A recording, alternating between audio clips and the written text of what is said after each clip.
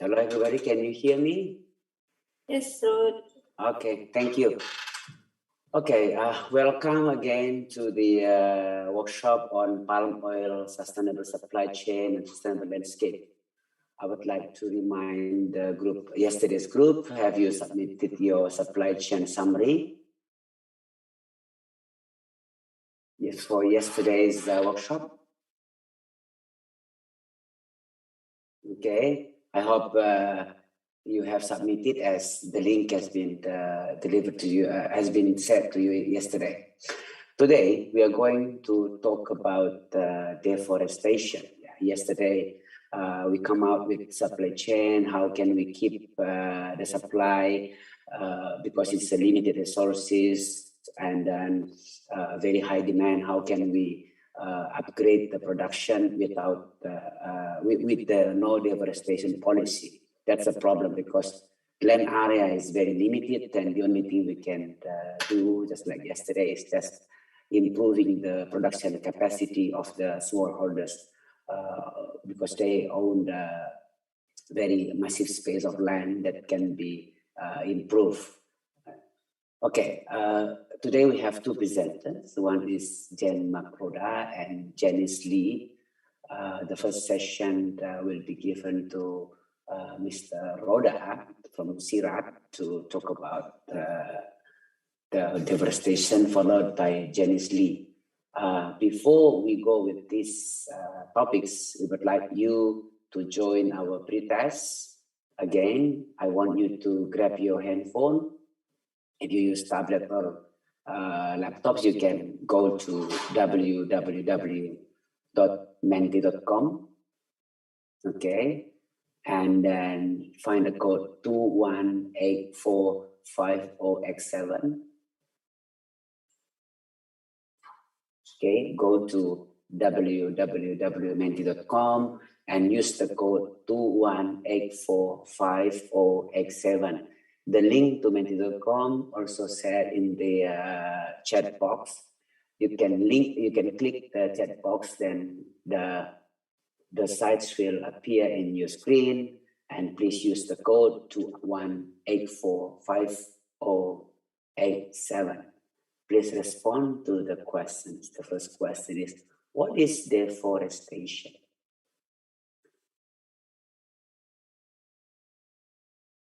Answer the question shortly and submit your answer. Okay, welcome Hadi Pranoto. Nice to have you around from Mula Warman University, Indonesia.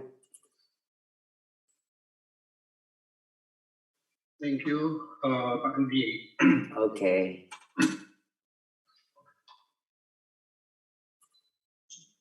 Yeah, so far we have 8 responses. What is deforestation? It's a loss of natural habitat. It's illegal logging, extinction of species, environmental degradation, decrease in forest area, chopping wood, clearing forested land, destruction of habitats, damage without rules, running the universe,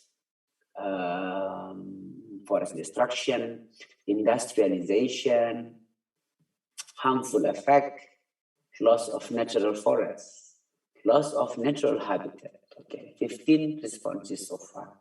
Destruction of forests becomes bigger. That means these words used by most of the respondents. Forest conversion. Okay, we have some more here. Extinction of species, forest area loss, loss of carbon sink, removal of forests, destruction of wild forests, harmful effect, burning, okay, we have burning, okay. Disaster,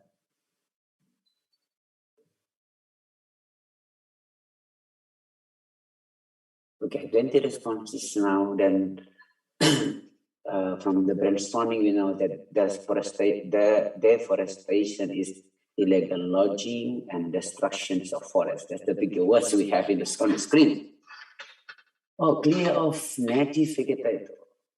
Again, you go to the next questions. What are Okay, 22 responses. You can go to the next questions. What are the main causes of deforestation? Still in the same code, yeah? 218450x7. You can respond to the next questions. What are the main causes of deforestation? Money. Money is the main causes of deforestation. Need of land. Okay. Money is a problem in everywhere.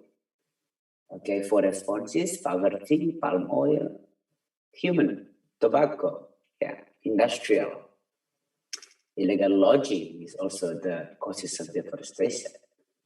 Construction, opening plantation. Okay, industrialization, development of plantation, palm oil, need of land,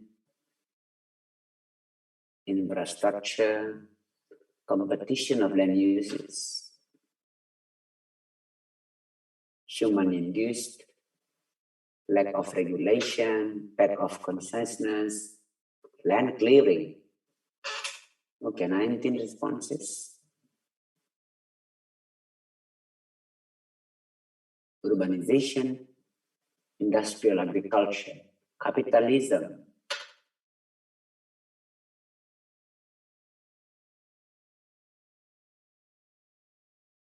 slash and burn. 19 responses so far out of 53 participants. Hello, those who just joined our workshop, please grab your phone, go to www.menti.com, use the code 218450x7. Try to answer the second question. What are the main causes of deforestation? Okay, now we go to the third question. We have third questions, committee? No, just two questions. Okay, now the third question. What is the impact of deforestation? Okay, you have to keep in mind we have three questions here. What is deforestation? What are the causes of deforestation? What is the impact of deforestation? Again, for those who just joined our Zoom meeting, the link to the menti.com has been shared in the chat room. Please click the link and use the code 5411464. Answer the question, what is the impact of deforestation? Okay, mistrust, global warming, carbon footprint,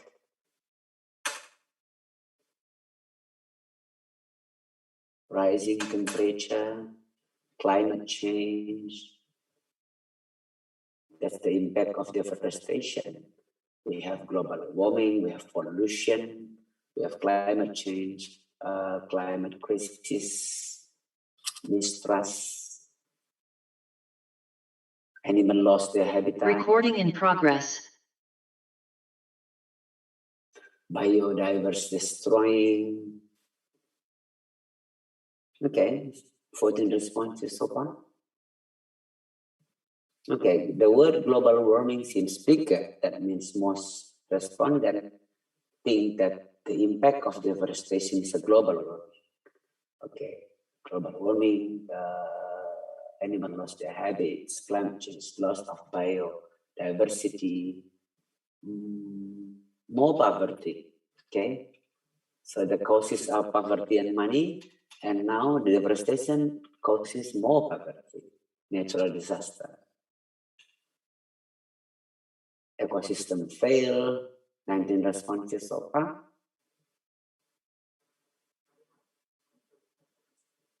Okay, come on. Submit your answer. So some participants think that deforestation brings more poverty.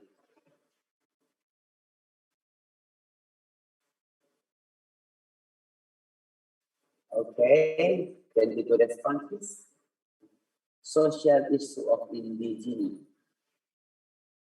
destroying habit.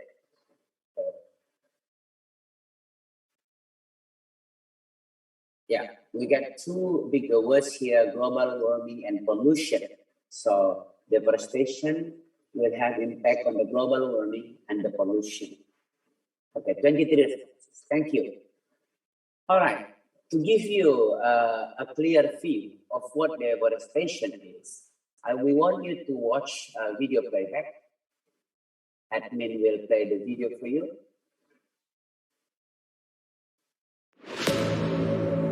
Our planet's forests are some of the most valuable resources we have.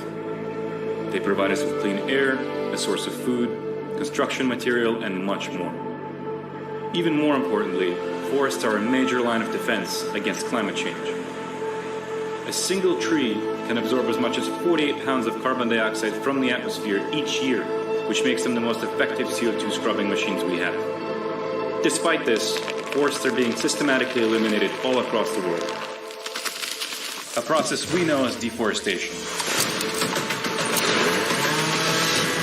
Each year, 15 billion trees are lost to deforestation and forest degradation. That's 36 football fields worth of trees a minute, and accelerating.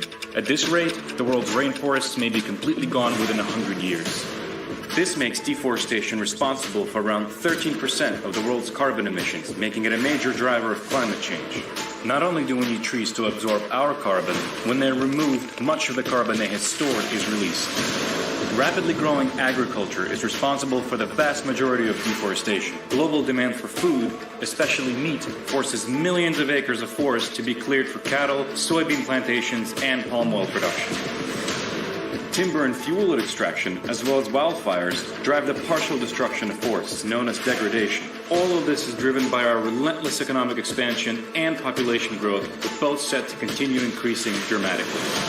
While harvesting timber is necessary for our economy, unrestrained deforestation can lead to the disruption of weather patterns and the collapse of entire ecosystems, threatening our safety and other resources we depend on.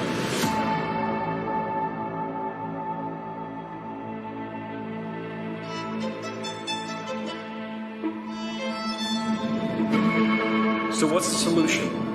Can we stop this seemingly unstoppable force? The short answer, yes, but it'll take some work. Research has shown that it is possible to decouple economic growth from deforestation by reconfiguring our supply chains and adopting sustainable land use policies. Thanks to the efforts of activists, policymakers, and businesses around the world, deforestation is actually slowing down in some regions. Finally, reforestation and afforestation efforts are growing worldwide. One Tree Planted works with partners all across the globe to restore damaged forests and plant new ones. You can become a part of these efforts by volunteering to plant trees in your area or supporting these initiatives abroad.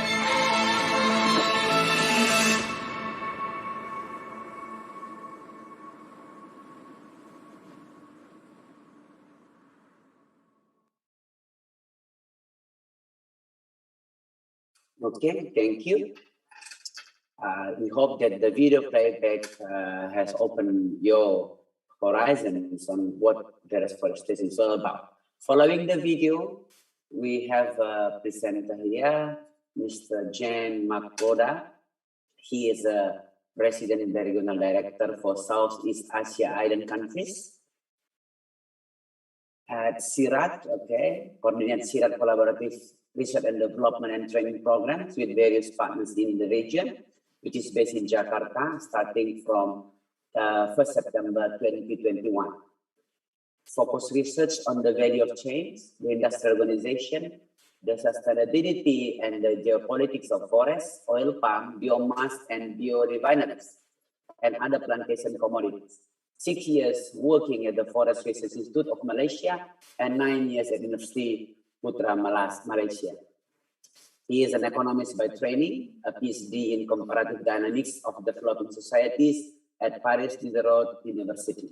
Civil forest officer specialized in forest industry from the French National School of Rural Engineering, Water Resources and Forestry. Master's degree in biology of organism and population, and also a master's degree in geography. He is an author and co-author of more than 75 research articles, books, and book chapters. Ladies and gentlemen, please join me to welcome Mr. Jan Makroda. Mr. Roda, the screen is yours. Well, thank you very much. I'm going to share my screen straight away. And today we are going to discuss about what I call the new geopolitics of palm oil industry and deforestation. I really want to shock you a little bit. This event organized by USU Medan and Thailand is also about changing the views for the young generations and the education and changing the perspective. So I try to do that, and usually shocking a little bit everyone is going to help that, I hope, but in a gentle way. So my issue is that I don't want to discuss about the old dilemma about, between deforestation and, for example, commodity-driven deforestation or agriculture-driven deforestation. All of this is naming the evil, but is not explaining why this is happening. So we are going today to delve into the mechanism to understand how we can get out of a black and white picture and try to understand the systemic relationship between forest and agriculture. And because it is systemic, there is dynamic. So deforestation, reforestation, all of this is together. And using the example of palm oil, because it's one of the most controversial crops regarding deforestation. So first, we are in Indonesia, and oil palm is absolutely strategic item or oil or commodity for the Indonesian smallholders, and how we can see that. Here you have data, Indonesian data for plenty of perennial crops that the smallholder can plant into their small properties. And the question is, which smallholder non-food plantation, here we don't have rice or cabbage or whatever, it's non-food, which of these non-food plantation pays the most per hectare from the point of view of the smallholders? And you see that clove, sugarcane, pepper, tobacco, and also oil palm and tea, these are the most paying crops. So you might think a smallholder would like to go on those crops first. Now, if you put yourself into the pant or into the shoes of a smallholder, you are going to say, okay, how much I will pay to plant and to grow my stuff. So you can look not at the total cash flow, but you may look at the total cost. You know, what is the smallholder non-food plantation that will pay the best, but per unit of cost for 100. Or for 1 million rupiah that you are going to spend, or 1 million rupiah, how much you will get. And if you look at that, then you realize the clove, nutmeg, and also oil palm and are still there, and cashew. And you can go further and ask yourself, now I am a smallholder, I am not rich, so what is going to give me the best result according to my time, to my work, you know, because I'm working in my garden. So if you take as a unit 1 million rupiah of work, then you realize that the first crop over all the others is oil palm.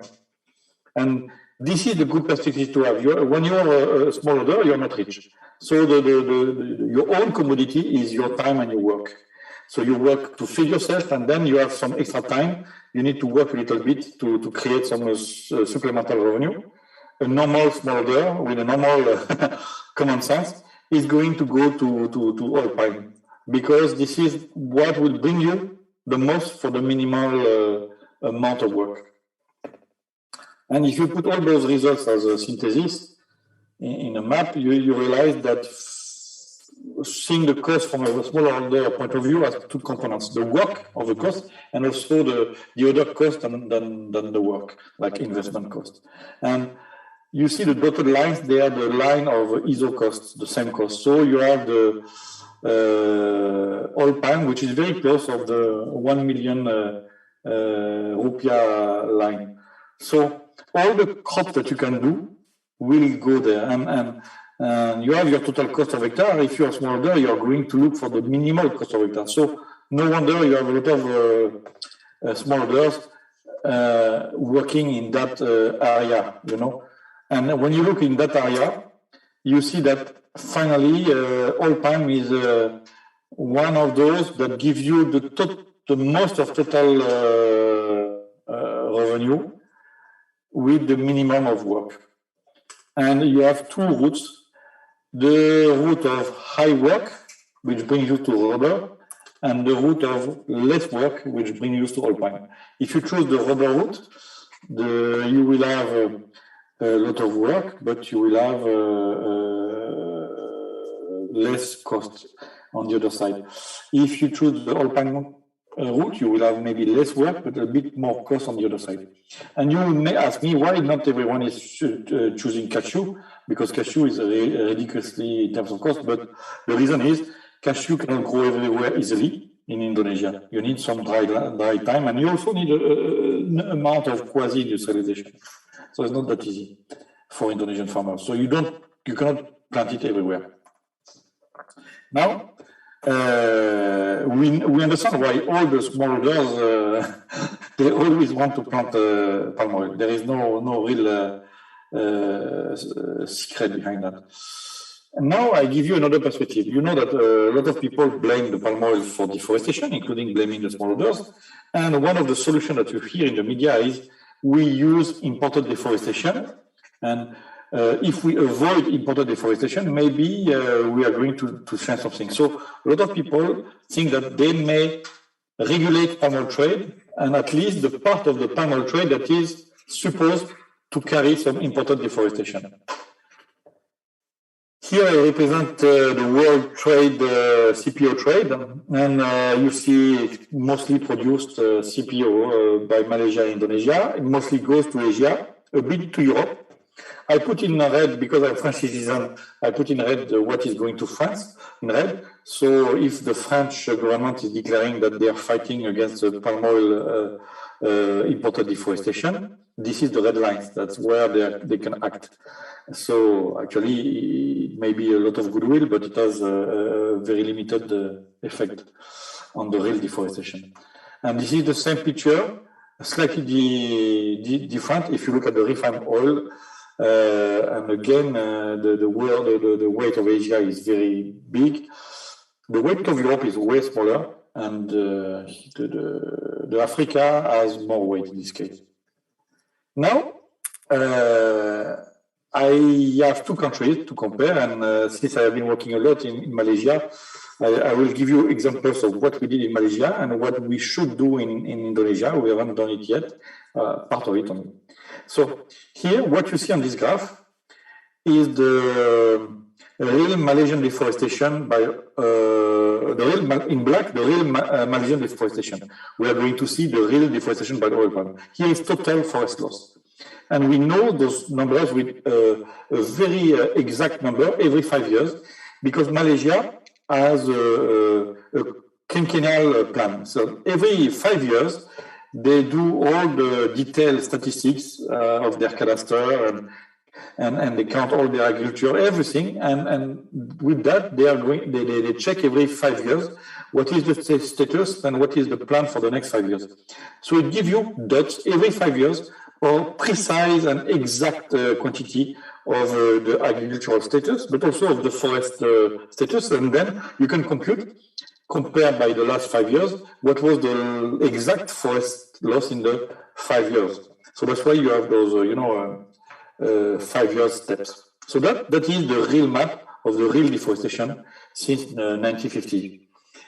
And you see that the peak started to increase in the 60s, but the real peak were in the 70s and the 80s. And after that, it has been decreased regularly. So you know already by looking at this picture that deforestation in Malaysia is a past trend, is something that happened many, many years ago. It's not the reality of today. You have some remaining deforestation. You see on the left between 2010 and 2020, you have something. But this is extremely small compared to what did happen in the past. So we are at the end of a dynamic. Now, when was the palm oil extension? if you look at the same 5 years plan, you see that the palm oil extraction decreased after the peak. It started in the same time of the peak, but it cannot explain the main peak. So most of the deforestation in the peak time was not made by palm oil extraction. Then you see that the palm oil extraction went beyond the deforestation itself. So what did happen? How it is possible? The reason is, in that zone, half of the deforestation was by oil palm replacing forest, but the other half was oil palm replacing rubber. Because the main cause of deforestation in the 60s and 70s were rubber plantation. So once you had rubber, a lot of agricultural area of rubber, you have a lot of room to replace, to be replaced by palm oil, and this is what did happen. Palm oil later on replaced mostly rubber, and if you do the statistic, it's roughly half-half. Now I introduce you to this red arrow in the screen, and this is the global forest watch deforestation, and this is an NGO. I'm not blaming them. I'm going to show you that their number is wrong, but it's for educational purpose. We are in the talent program, and our purpose is to see how we can educate better and how we can do good science in order to address the real problems. So here, I went to the website of Global Forest Watch, looking at Malaysia deforestation, and I took their numbers, and if you took their numbers, the red line would have been the deforestation since 2000. So they give these numbers year by year, and I sum them by 5 years to be on the same order of graphic. And you see that their number is highly discrepant with the number given in black by the what is the real data, actually, the government Malaysian data, which I checked myself when I was working inside the government office of FRIM and later on at the university. So my discourse here is that the global forest watch deforestation rate is inflated more than the reality. Why it is so? So to them, there is a minimum of 2.15 million hectares of primary forest that disappeared since 2000. And how they can arrive to this conclusion? So I give you another map here, which is the real evolution of agriculture and forest and forest excluding Sarawak and forest including East Malaysia, Borneo, Malaysia. And this is a figure is produced by me. It's published some years ago by my team. And you have on the top the decrease of the forest. So you see that the forest has been decreasing over the years, indeed, and that nobody can say there is no deforestation in Malaysia. There were deforestation, and you see that the steep part was, as we saw in the last pictures, in the 70s and 80s. And you see that in the last year, since 2000, it's flattening. So how it is possible? You have here what I call the scientific uncertainty. I put a bracket, and to arrive to the level claimed by today Global Forest Watch, Global Forest Watch says since 2000, that the starting of the red arrow, we were at a bit more than. No, they don't say that. They say that today we are at almost a bit more than 17 million hectares of forest, and they say that we lost 2.15 million hectares of primary forest. So if you put the arrow back, it brings you around 22 million hectares of forest in 2000. And if you look at another number, which is the tree cover, so it's not that the primary forest is more than the primary forest. This is the number. The number bring you to almost 25 million hectares in 2000. And of course, 22 million hectares of primary forest or 25 million hectares of tree cover, it brings you to real forest area that were in Malaysia in the 60s or in the mid 70s. So how come they can make such a gross error?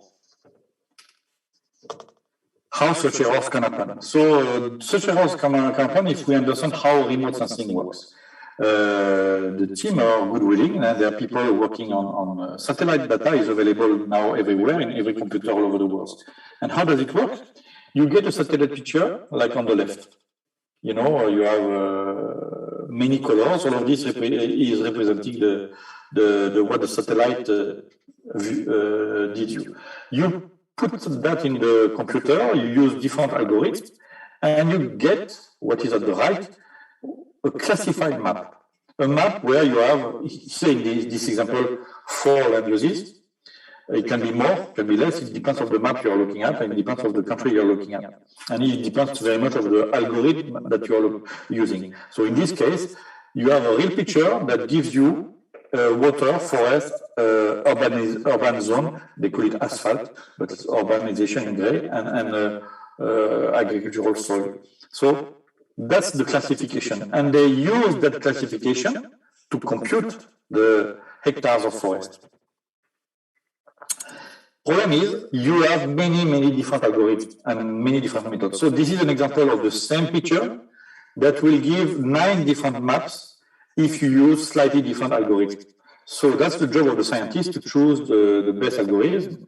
So let's say that the middle one is the best algorithm. Why not? We usually select a small square into it, and we use it to calibrate the error of what we are doing. Calibrating the error is doing that is looking at when my classification tell me that this forest, that is agriculture, or that it is shrub, or that it is whatever as a land use, how much is my error on that? And normally, remote sensing works do that work, and they give you tables like below. I took that one from a scientific publication. And here it's not Malaysia, it was something made in the US, I think. Corn, beans, pasture, grass, wheat, and others. And you see that the accuracy, which is the column on the right, can be only 47%, sometimes 80%, sometimes only 20%. So you have very different accuracies when you do those computations. So that is telling you that the forest or the grass or the corn or the land use that you're measuring, its accuracy could be as much as 80% or could be as low as 20%, which tells you in reverse, the error can be 20%, can be 50%, can be more than 50%. So you may have a number given in hectares at the end, where you may have plus or minus millions of hectares, if you look at the scale of the country. So this is the way it works. You have your remote sensing that allows you to give a classification. You are going to check that with reference points. You are going to check that with the cadastral information, because you need to make sure that you are not measuring forest in the middle of the lake. So you are going to remove all the pixels that your computer says is forest, but if they are in something that is not forest into your cadastral information, you remove them. And you do this selecting work, using physiography, other administrative data. You also can update this information year after year. At the end, you get a final map made of colors that allow you to compute a final area. And all of these land use, they have their area and they have their error. And you have a accumulation of classification errors, cadastral errors, administrative errors, bias errors, update errors. All of this has a scientific name that we call error propagation. So you have formulas. I give you here the direct formula or the standard deviation formula. At the end, what you do is basically you add those errors, and you get at the end X% of your total error. And that's very important that you interpret your area that you measure every year when you follow the evolution of deforestation, for example, knowing those errors. Coming back to this picture, we have this gross overestimation by Global Forest Watch, and here I speculate, probably because they took each year the pessimistic scenario of the different scenario they could calculate, and they totally forgot to take in account the plus or minus error of their number. For example, your result might be Malaysia is 17 17.2 million hectares.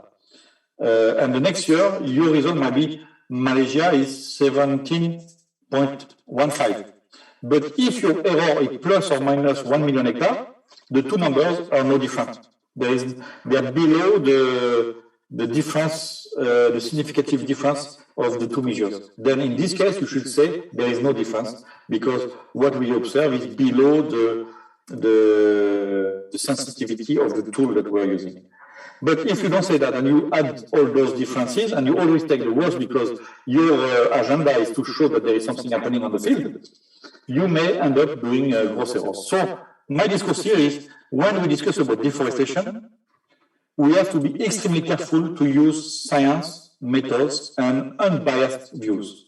And sometimes it's difficult because if I was working in an NGO, which work would be to catch deforestation, I would have the temptation to use the most pessimistic scenario and to forget that when I measure the deforestation in my remote sensing tool, I have an inherent extremely wide error. And remote sensing errors usually are around 30%, So when you have 1 million of hectares, plus or minus 15%, it's a lot of million hectares as well. So if you apply the same reasoning to Indonesia, this is what we have done. You have the million of hectares that are reconstructed, and you see the peak of deforestation happened just before the 2000. You see that the palm oil extension actually came quite late in the story of it, and there were a boom very recently. Of course, after that, there were a moratorium. And you can impute the deforestation by oil palm by this red zone. Nowadays, I didn't do for Indonesia the work that I did for Malaysia, comparing the remote sensing and the accurateness of the Global Forest Watch. That means that the students can work on it, many people can work on it, this work is open. I continue now beyond the deforestation itself. So now you know that deforestation data can be extremely misleading if you're not looking at the error and the frame that you need to interpret them. What about imported deforestation? How useful is the concept? So let's take the worst hypothesis. Let's imagine that 100% of oil palm would cause deforestation. We know it's not true, but let's imagine that worst case. We know also that only 68% of the production is internationally traded. So already, all the green zone that is remaining on my stuff, you cannot touch. Imported deforestation will not play on that green zone. It could play maybe on the blue one. But who is looking at imported deforestation? Is it all the customers looking for or buying palm oil overseas? No. Today is mostly the EU. So grosso modo, a little bit less than 10% of the production. So the implication is when we play on the imported deforestation, actually we play on 10% of what would be deforestation if 100% of oil palm would cause deforestation. Of course, less than that is causing deforestation. So we play on much more. So is it an effective tool? For the public opinion, it's very effective because it's highly powerful for your imagination. But to address correctly the real deforestation processes, no, it's not an effective tool. It is addressing correctly the feel-good need of some population in Europe, that's for sure. But it's not solving the real problem of the smallholders in Indonesia at the end. So let's put palm oil industry and deforestation in a global perspective now to try to understand what is behind all of this. So here you have the map of not only palm oil, but all vegetable oil a few years ago at the world level. So it's by a big region, Latin America, North America, Southeast Asia, South Asia, and so on. So you see the world of the production and the consumption of vegetable oils.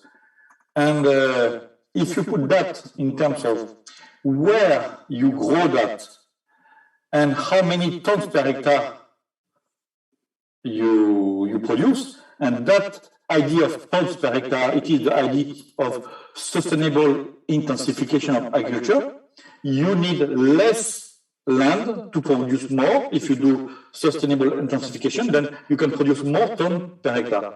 Then you see that many countries or regions are very bad into the criteria, but Southeast Asia is the one which is naturally already the best.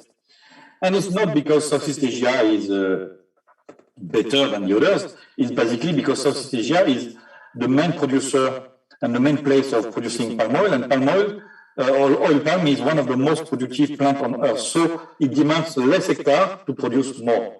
So that's why Southeast Asia has this natural blessing. Now, if you look at another criteria, which is the footprint, you have heard about that. The footprint is how many hectares you will need per capita. Then, when you place all your palm oil, world palm oil production and consumption in the world, you see that one quadrant is the bad. That's South America and North America, because they produce their vegetable oil using a lot of hectares per capita. And at the same time, they are using, they are producing not so many tons per hectare that they're using. At the end of the picture, you have the good, which is Southeast Asia, where they use not so much hectares per capita, and they produce a lot of tons per hectare. And in between, you have the whole intermediate countries, including Western Europe, and some that are really in the bad part of the classification. Now, all those volumes of and millions of tons of vegetable oil, if you put that at the world level and you compare to the ability to invest by the world, the ability to invest, you can measure it by the GDP, the gross domestic product produced at the world level, and which is at that a few years ago was 80,000 billion USD. If you imagine, okay, that's my ability to invest into sustainability. How does it present to my regions, to my components? Then you move that, and then you realize, oh, some regions, they produce a lot of oil, but they have not so much investment power. That's the case of Southeast Asia. Other regions, like North America, they produce not so much oil, but they have more investing power. And you see that discrepancy between investment power or the capacity to improve or to invest into the sustainability and your already producing and consuming situation. So, for example, on the map, Western Europe has theoretically an excess of money compared to their ability to invest into the sustainability of their own oil palm. And Southeast Asia has a deficit of investment power. So you see, the world is not equal in that matter, and you could dream in a perfect world or in a fair world that there would be transposition. People who have more investment power would give some of their investment power to the regions who have less. That's if we are dreaming, and that's not the reality actually. So what is happening in the reality, in the world? You have a segregation between the south of the world, where you have typically in those tropical regions less investment power than need for vegetable oil, and in the northern world, more investment power than typically the need for the oil, except Russia, that I put in the north, but they behave more like a south country in this regard. And if you look at the oil crop seeds, the seeds that you use to create oil, you see the surplus of production is in America, and deficit is mostly in Asia and in Europe. So the trade of the seeds, like soybeans, for example, is in that direction. But if you look at the vegetable oils, deficit and surpluses, then the surplus is in Southeast Asia and in Asia, and the deficit is in India, in Africa, and in Europe. So the fluxes are all in this direction, mostly going to India and the Southeast Asia, and a bit going to Europe.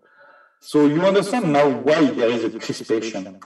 And if you put that in terms of productivity of vegetable oil per hectare, then you realize that you have a world that is already productive enough for its own production. It is the north.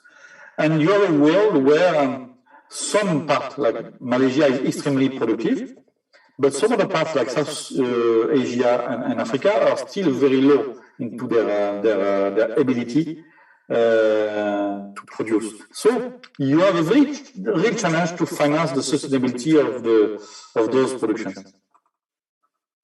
I show you now on the last picture. All of these are the same regions with their production and consumption, and you can do the surplus and the deficit, and you realize that if you do that, the European world Union is the only northern region with significant oil deficit, and Southeast Asia is the only southern region with a significant oil surplus. That is just explaining you why you have a constant diplomatic conflict, if I would say, between EU and Southeast Asia. Is because one is the big producer and the other one is the big demander, the one in deficit. So this is the source of the diplomatic tension. Now, when you look at the major producing oil seeds, palm oil produce a lot, but demand very little hectares per ton per hectare compared to the others. So this is a source of the other challenge, because in Europe you don't grow palm oil. You grow soybean, sunflower, and rapeseed, and this is demanding a lot of hectares.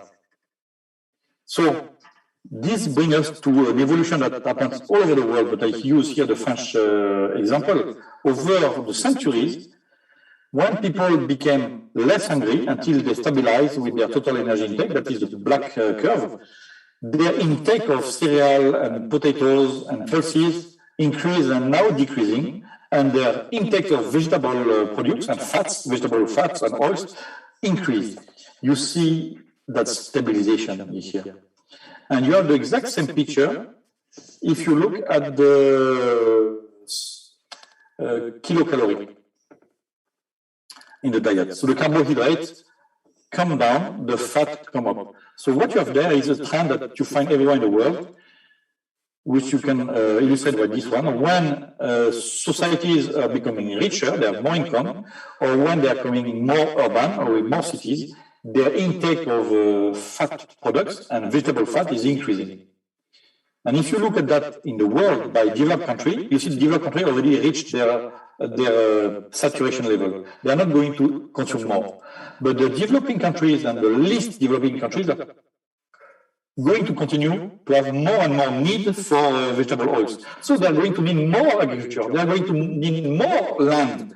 There will be more tension eventually for the deforestation, if you see that well. And this is the same picture, but by region in the world. So in red, all the deficits, and in dotted lines, the assumption of what could be the saving. And if you use those numbers to do the projection by 2050 using demographics, you know that we are bound to consume at least 250 million more tons of vegetable oils by 2050. So the real challenge in the future now is how you make the mosaic. So this is a picture of that mosaic.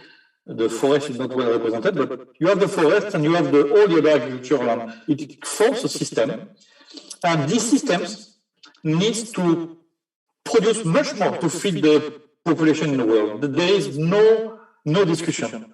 It's in terms of millions of tons, hundreds of millions of tons. And at the same time, we don't want more deforestation. So we need to find the dynamics that allow that mosaic to work more efficiently, more sustainably, producing much more, and in the same time, preserving the forest. So forget the rationale of commodity-driven deforestation. Try to look at how my commodity can work in harmony with the deforestation or in harmony with the forest, and how it can produce much more and consuming less space. So with that, I hope that I was in the time. Maybe I was a bit too long, but okay.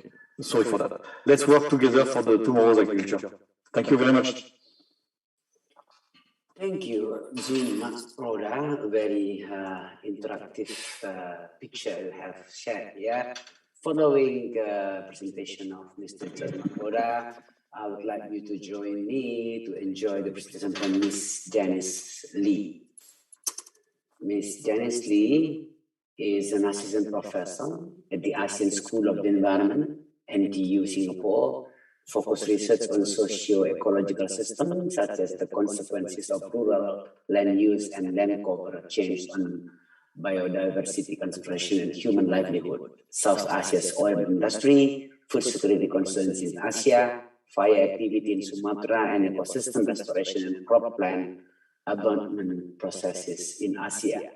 She has a PhD in environmental science from IMT-GT, Switzerland, and a Master of Science in Biological Science from National University of Singapore, and a bachelor's degree, second-class honors in Life Science, Concentration Biology from National University of Singapore. Ladies and gentlemen, please join me to the presentation of Ms. Janice. Janice, the screen is yours. Okay, thank you so much, Rudy, Sophia. I'm going to share my screen now. And if you could let me know if you could see the screen. Okay, perfect. We can see your screen clear, Janice. Okay, thank you so much. Also, thank you to Prof. John Makroda for his very interesting talk. I thought I learned also a lot from that presentation, having a very global perspective of the vegetable oil consumption and also production, and to discuss, the oil issue in supply and deficits. I thought that was really very interesting.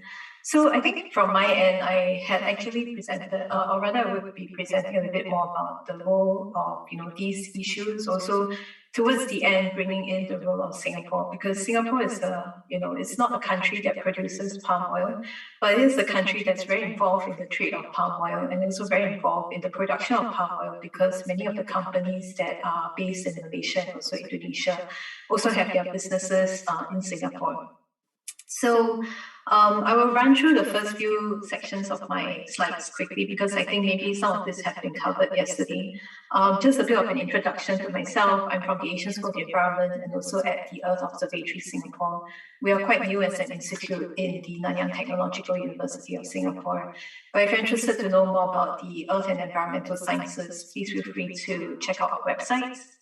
I work actually on the ecology and biology side of conservation, but move more into social and ecological systems, especially during my PhD, where I conducted quite a few interviews with smallholders in Riau, in South Sumatra and West Sumatra. And right now I am leading this team of PhD students, postdocs, and research associates and assistants in the Couple Human Natural Systems Lab. And so this is my team. We are very diverse in our research interest. And, I think, we're very excited to also work in this region. Recently, I've been involved in justice, equity, diversity, inclusion issues. So I think, apart from the topics that, we discuss as researchers, it's also important to, construct a inclusive and also a culturally sensitive environment for academia. So the work that I do is mainly falls in the topic of land system science, which looks into like what actually was being mentioned earlier, the remote sensing part of it and also the spatial analysis part of it, where we use satellite imagery to monitor and track land use change, but also to go down to the ground and to talk to people and to also measure things on the ground so that we are able to be informed about what's happening on the ground. Because like what was mentioned earlier, there's a lot of errors that are also propagated when you're looking at images from the sky.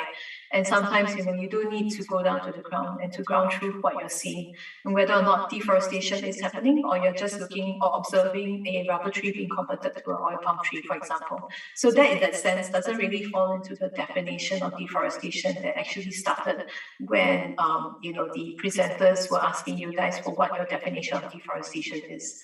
So having these two approaches is important. And then ultimately to bring these two pieces of evidence to talk about the land use dynamics using models. I have three main points.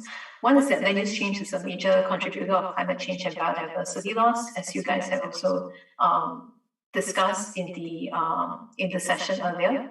about deforestation being driven by agricultural commodities. So we can debate, what is the extent of the deforestation, because as being mentioned in the previous speaker, there's a lot of clarification of the terms of what forest is and also the time period of deforestation. I'm actually quoting the same stats here from Global Forest Watch that was being mentioned by the earlier speaker. And it could be that to some extent, these figures are debatable. But just generally, if we're looking at the extent of recent forest clearing, a lot of it is coming from these or more than four. We call it the big four, which is like cattle, oil palm, soy, and also pulp, wood, and paper. But there are other commodities like cocoa, plantation rubber, coffee, that are causing small-scale deforestation at the frontiers, for example, in the mountainous regions. And I think for me, I sort of present this in line with what I have written in this Channel News Asia opinion piece about why forests matter and also what we can do to protect them. And I wrote this piece specifically, targeting Singapore because we are a major agricultural trader.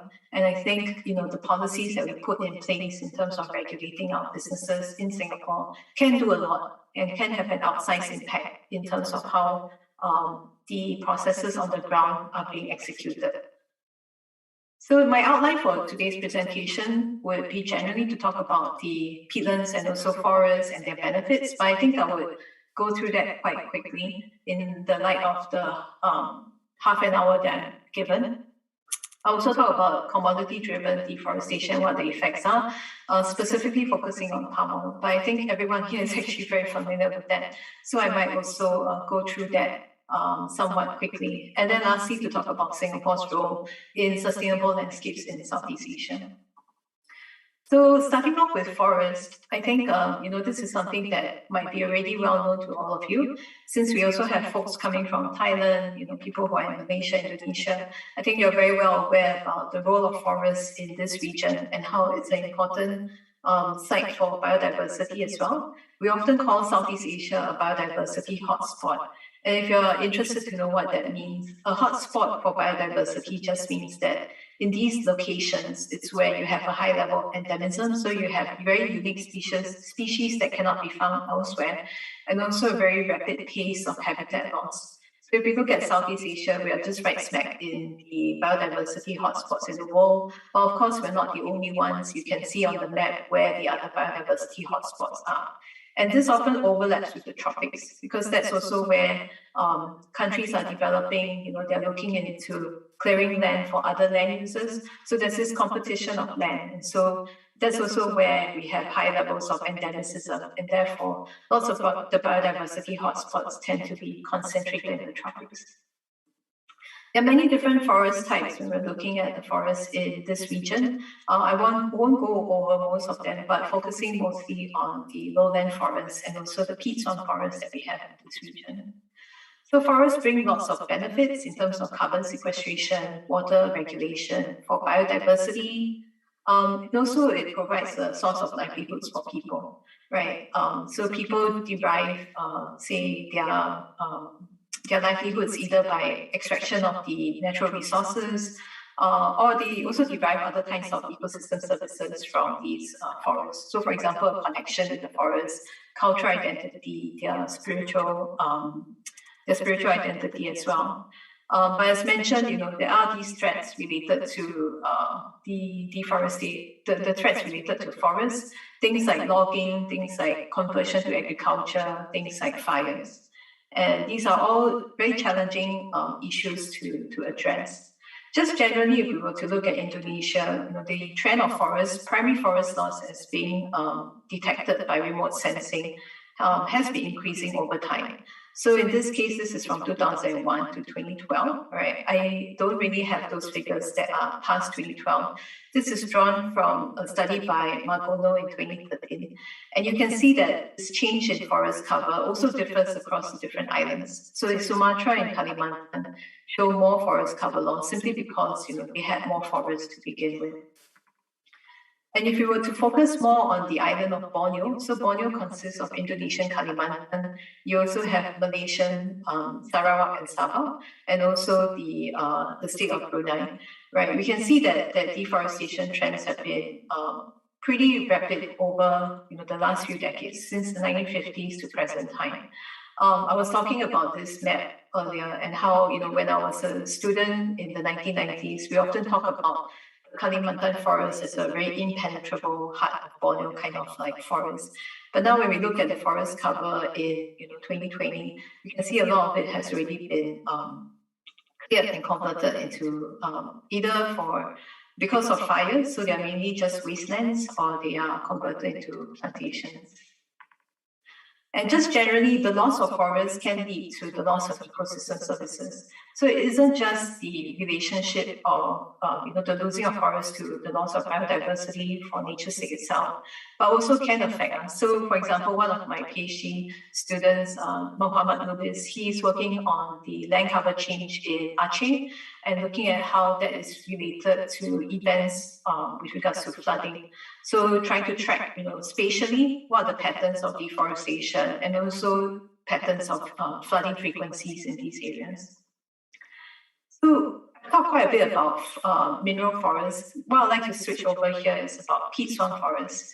And peat swamp forests are a very unique ecosystem because whenever the biomass decays and falls to the ground and it decays, it often just decays and the carbon is going into the ground, it's going into the air, it's going to the animals or to the insects.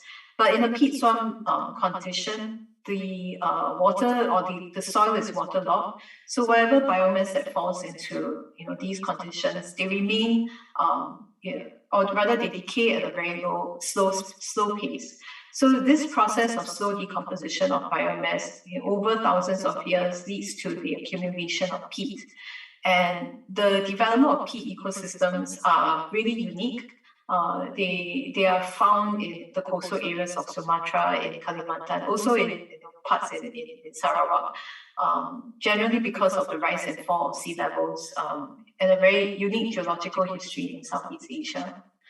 So a lot of the peat deforestation is related to the drainage of canals, the logging of these peat swamp forests, the conversion of the peat swamp for industrial plantation development.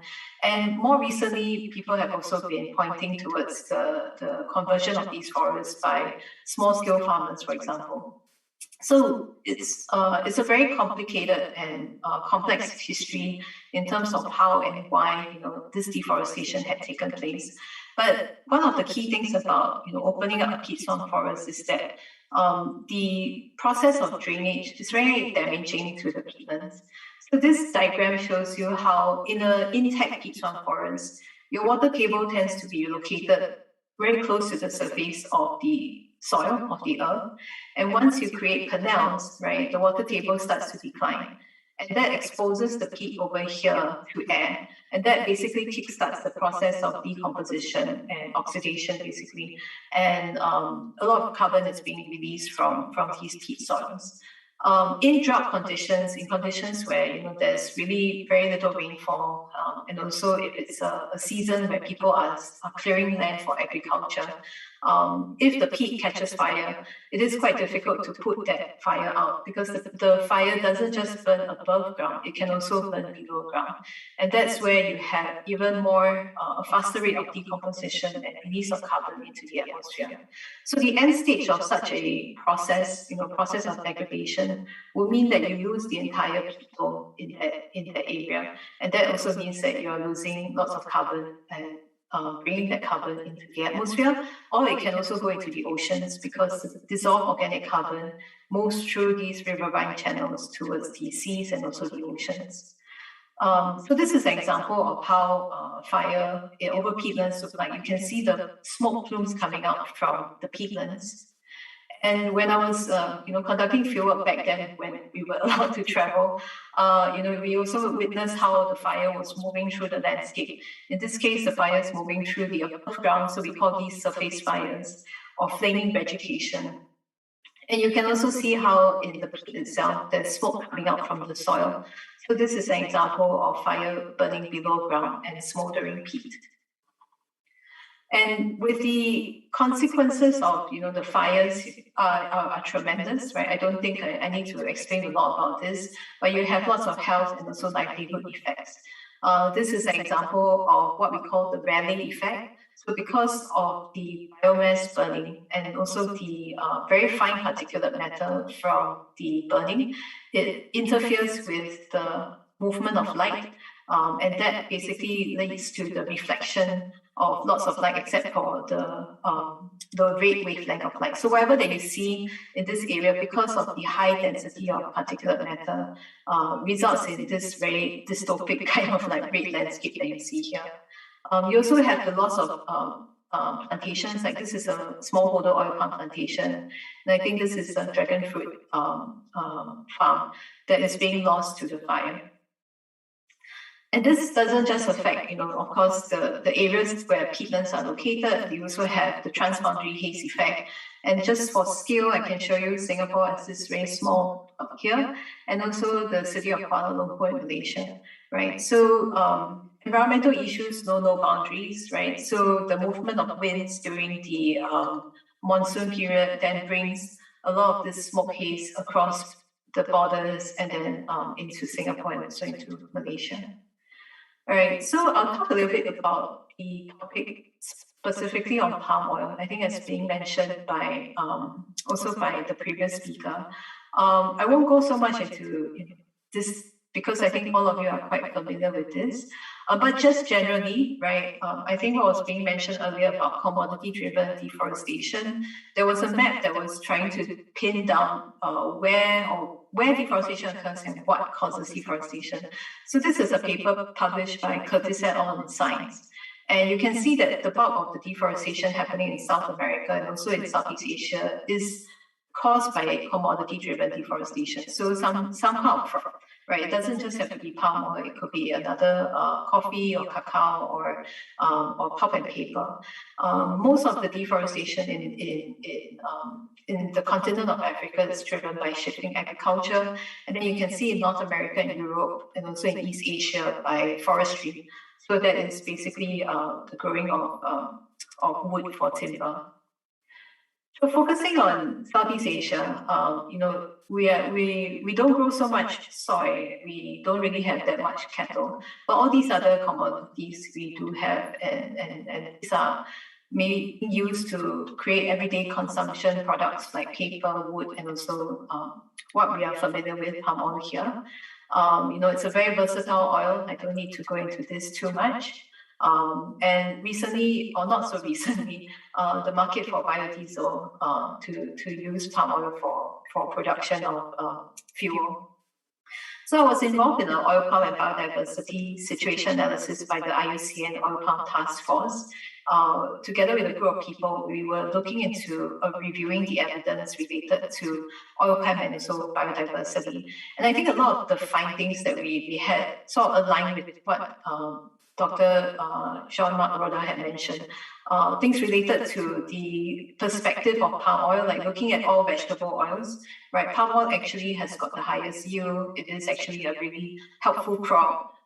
If we look at the use of pesticides and also other kinds of inputs, it is actually one of the lowest footprints compared to all the other vegetable oils. So what we wanted to investigate in this, I think, paper was to really pull together the state of the evidence related to things of oil palm and also environmental, the nature of oil palm and environmental issues. We didn't delve too much into the social aspects of it, but just generally pulling together information related to like deforestation, biodiversity, ecosystem services. So in this case, the team worked together to really try to pull together maps related to where oil palm is located. And the most recent one that has been mapped out for the whole world comes from this paper, I think Descales et al. I'm not sure if it's a preprint now or if it's really been published, but the team from this group of authors had used Earth Engine to try to map out where oil palm is located using both satellite optical data and also radar data. So optical imagery gives you the spectral reflectance of the light coming in and then being reflected. What radar does is a more active way of trying to detect the land cover by sending out pulses and then to try to use the reflectance of the pulses to understand the structure and the integrity of the land cover. So the good thing about using radar is that you are able to bypass clouds, whereas with optical imagery, cloud is also another contribution of error when we're looking into land cover classification. So detecting oil palm from forests is a very challenging classification problem, because when we look at mature oil palm, it does look a lot like forest cover. However, there are some parts of the oil palm structure that can give it away and say that, this is distinct from the aspect of forest. So that's how, scientists are able to distinguish what is an oil palm land cover and also what is a forest cover, notwithstanding all the errors that are associated with what was being mentioned in the previous talk. I think that is also very well acknowledged. One of the challenges with detection of oil palm plantations come with whether or not it's an industrial or if it is a smallholder oil palm plantation. And I think with the recent advances of remote sensing, they've been trying to push the frontier and trying to distinguish exactly what is a smallholder and also what is an industrial oil palm plantation. And you might wonder how they actually do that. So with industrial plantations, you can observe rectangular grids, I think 30 by 10 meters, that are more distinct in terms of their shape. They're a lot more orderly, and that's like reflected on the corner left, the corner left, the top left image of this slide. And we're looking at smallholder. It's quite mosaic from the satellite imagery. It's very disorderly. They are growing at different ages in terms of the oil palm plantation. So that is reflected on the corner right, top corner right image. There's a lot of discussion as well, and also a lot of debate about what is the role of oil palm in deforestation. So in this situation analysis, it turned out it was a very difficult task to actually try to also pin down the numbers. Because so many, and we're not talking about the numbers that are given by the government statistics here. We're looking at independent studies done by scholars that are looking at the tracking of land cover change from oil palm and also deforestation using satellite imagery. A lot of studies have been published. The studies vary in terms of their spatial extent. So some of them only study Sabah, some of them study only Sumatra, some of them only study like one province in Kalimantan. And then these studies also vary in terms of their temporal extent. So some studies look at 1972 to 2015, some look at 2000 to 2010. So actually pulling together the evidence from third-party sources like all these independent studies was quite a difficult task for two reasons. I mean, one is that the metric that's being used to report deforestation and also oil palm is different. So on the figure A, you have the metrics that are reported related to deforestation from oil palm. So of the extent of deforestation that's happening, how much of it is coming from oil palm? And that metric is different from what you see in figure B, which is the oil palm expansion into forests. So you might have, 10,000 hectares of oil palm. How much of that was actually coming from forests? How much of that is actually coming from rubber? How much of that is coming from grasslands? So the different studies actually reported very differently in terms of their metrics of oil palm related deforestation. So what the situation analysis team did was to basically pull together all these different studies and to group these studies into countries that is reported here. So you have countries like Malaysia, Indonesia, which are our prime countries for palm oil. Southeast Asia, as you see here, actually excludes both Indonesia and Malaysia. So what figures that are reported here include things like Myanmar, Thailand, other countries in Southeast Asia, perhaps Philippines. But I guess, we're all very keen to know about Malaysia and also Indonesia. And you can see that, these individual dots, they represent different studies across time, and they range, from almost close to zero to like up to 75%. Likewise for Indonesia, there's also a very wide range, right? But for the demonstration of this plot, I think this is basically the median of, the reported studies in terms of deforestation from oil palm. That's close to 50%. And for Indonesia, I think it's between probably about between 15 to 25%. And if we look at oil palm expansion into forests, so that is a different metric compared to what I talked about earlier. The median lies above 50% for Malaysia, and also for Indonesia, it is between 25 to 50%.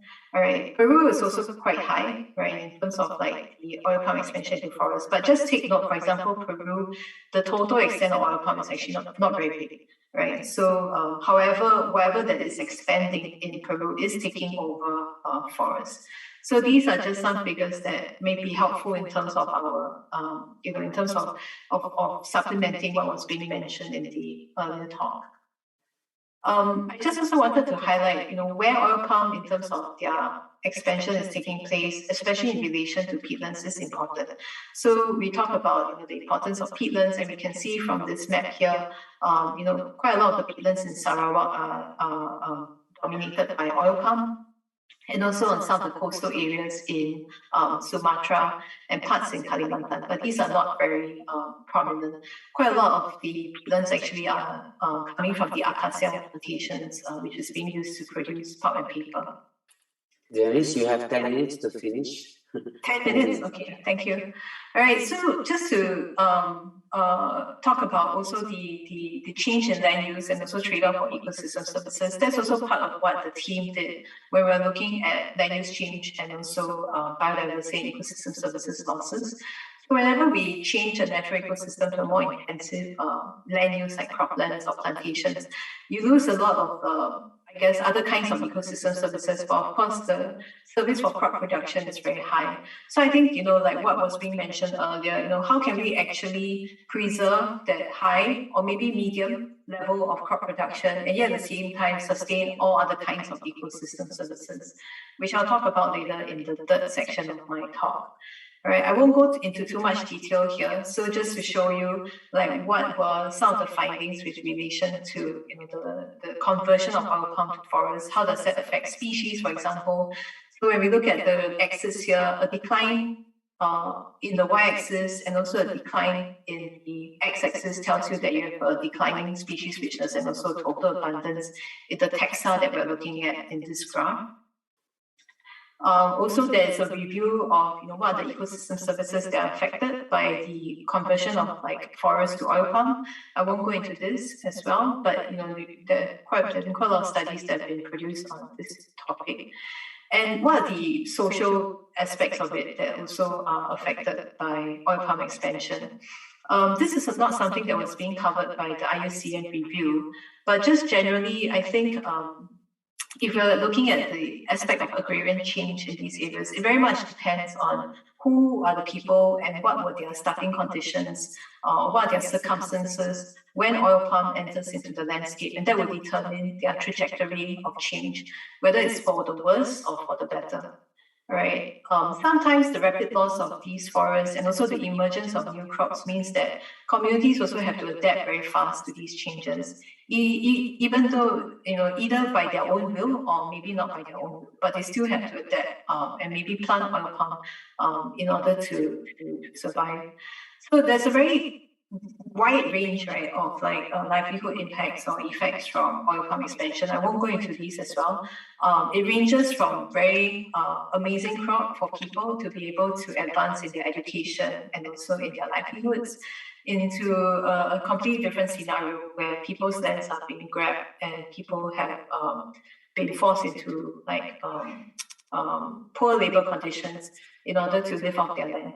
Right, so there's really a very wide range. It's very hard to actually categorize this or to say that it's good or bad.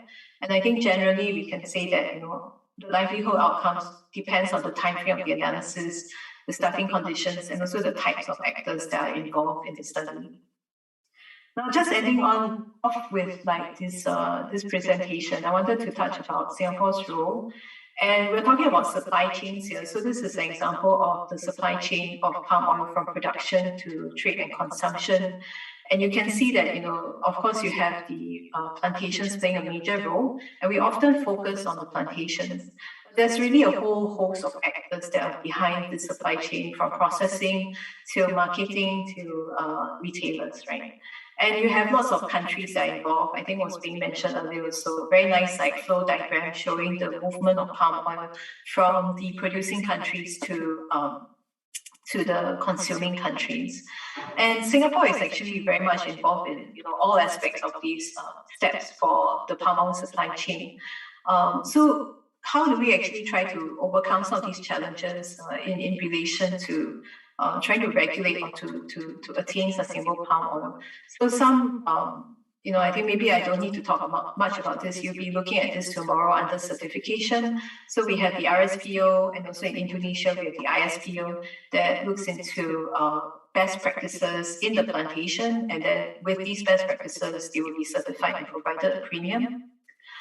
We've also looked into the effects of the certification program, and based on our own studies where we combine spatial data with econometrics, we were able to show that in Sumatra and also in Kalimantan, there were differential positive impacts related to certification, especially in the aspects of reduced deforestation and also primary forest remaining. Also, the issue of land pollution seems to have reduced in places like Kalimantan. We also tried to look at the social impacts of certification, and in this case, we did show a positive impact for private educational facilities in Kalimantan. But there's a lot of nuance to the results of this study. So if you were to segregate this information into, I think specifically geographically where these effects take place, you will see that these effects also change quite a bit. So uptaking of this certified sustainable palm oil is very important. And I think, this is something that will be discussed a bit more tomorrow, because we do see some preliminary positive effects of certification. It's not perfect, of course, it can be improved, but just to say that, if we want to really see a change in practices, we do need to provide that incentive to producers and also to get retailers and consumers to be committed to also purchasing certified sustainable palm oil. And one of the very interesting studies, being a assistant professor at the Nanyang Technological University, is that one of the students had her own initiative to survey people who were selling food about the palm oil that they were using, and then try to convince those people who were selling food to switch to certified sustainable palm oil. So she produced a report together with another team of researchers from an NGO, and then they surveyed also the students in NTU, which is my university, and they found that students were actually willing to pay a slightly higher premium for food that is being that uses certified sustainable palm oil. Of course, we cannot rely completely on consumers. Pressuring the companies are also an important aspect of trying to change the industry. And this is an example, or this is a graph that is taken out from the SGX. So this is a Singapore trading organization.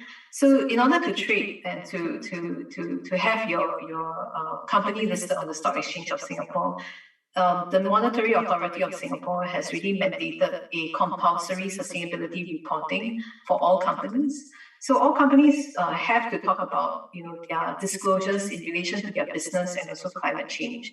And we see that of the reports that are being submitted by these companies, almost 50% do discuss climate change as an important factor that affects the environment, their social, their governance issues in their business. 35% disclose their performance data in relation to climate change, but only less than 2% reported their disclosures in a framework that is very ideal to supporting these kinds of disclosures. So perhaps of the 35% to 1.9%, the rest just use their own ways of reporting, which might not be standardized and which might not be the kind of detail that we would want in terms of how companies report back on their climate change disclosures. So there's a lot that businesses can do, and a lot that Singaporean, especially businesses based in Singapore, can do in terms of reporting and also being more transparent about it. So financiers, traders, processors, consumer goods companies, these are also another aspect of actors in the supply chain that Singapore can act on. And then lastly, in terms of governance and also in terms of how we can also look into pressuring producers to clamp down on their bad practices would be through the law. So this is a Transboundary Haze Pollution Act that Singapore had passed in 2014 or 2015. And enforcing these laws in order to ensure that the best practices like no burning is being enforced on the ground, also ensuring that government-linked investments in Singapore support sustainable practices on the ground. So the state-led funders, the state-led investors, should also try to do their part in terms of promoting sustainable landscapes in the region. So, for example, Norway's Wealth Fund had ditched 33 palm oil firms over deforestation. And that's an example of how risky it is for a producer to continue or to sort of like neglect sustainable practices and an incentive for them to try to move in that direction. So I think just to end off, right, my final slides for this presentation, we discussed the ever increasing demand for palm oil, especially in low and middle income countries that are developing. There'll be more people. They're moving into a diet that is also of high fats and also of low carbohydrates. And I think that's definitely important to address in terms of like supplying the nutritional needs of people in these countries. One of the studies that we also looked into was to try to understand, are these vegetable oil production, is this vegetable oil production going towards also food that might not be so nutritious? So we were also looking at the ingredients that were being supplied to processed foods, which we call junk foods. And we also see the similar trend that as people move into an urbanizing kind of phase, and that's also where the trend is for low and medium income countries are in. We also see an increase in the uptake of processed foods. That is because people's lifestyles are very busy. They want to eat very quick, easy foods. So there is also this component of palm oil that's going towards these kinds of foods. And we also need to think a little bit more about the relationship between the land and also nutrition. And to what extent, that palm oil is going towards, nutrition that is supporting the healthy dietary requirements of people. And also how much of that palm oil might be going towards the nutritional needs that are actually empty calories. And it would be very egregious if, we are deforesting to provide people food that actually has a very low nutritional content. So that discussion between agronomists, nutritionists, ecologists needs to be there as well. And then thinking also about the plantations, right, the mode of production.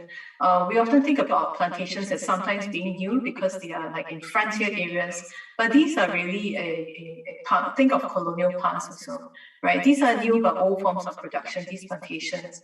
It is really a way to try to improve efficiency, increase productivity, and a lot of the old ways of managing like collective land ownership have been removed, and so the imposition of individual property ownership is something that has roots in the colonial past. So many of these kinds of concessions that we see, they are really installed in order to maximize use and to try to utilize the land to its fullest potential, which is great, right? And of course we would want that. But at what cost, right? And if we want to instill, sustainable intensification, then we also need to make sure that the land that is being used to maximize use isn't coming at a cost to the soil fertility, to the biodiversity that's around it. So I think questioning also, what is the value of having a plantation system, and how this also has got legacies in relation to a colonial era. It's also very important because a lot of the methods that are instilled in the plantation, they have these roots in expansion in parallel to the colonial practices in the past. So can we actually find a new form of production that can help maintain biodiversity, help maintain ecosystem services, and yet at the same time, have that production value for communities that rely on palm oil, because it is a very valuable and a very economic crop. Right. So I think in the past, people used to talk about agroforestry as a way to try to incorporate oil palm expansion and, creating a new normal with palm oil agroforestry. So what does that mean? So for example, this is the oil palm crop surrounded by other kinds of crops or trees or fruit trees. And then here you have, in contrast to a monoculture plantation, which is just full of oil palm plantations. So we have had this discussion before, maybe I think 10 years ago, about the use of palm oil in agroforestries. But I think this debate or this discussion is sort of has a resurgence as well, and trying to ask, what modes of production can we allow oil palm to continue? Because we know that it's a very valuable crop, but yet at the same time, how do we cut back on the impacts on the environment? So I think with that, I end my talk. Okay. I'm sorry if I over time. Okay.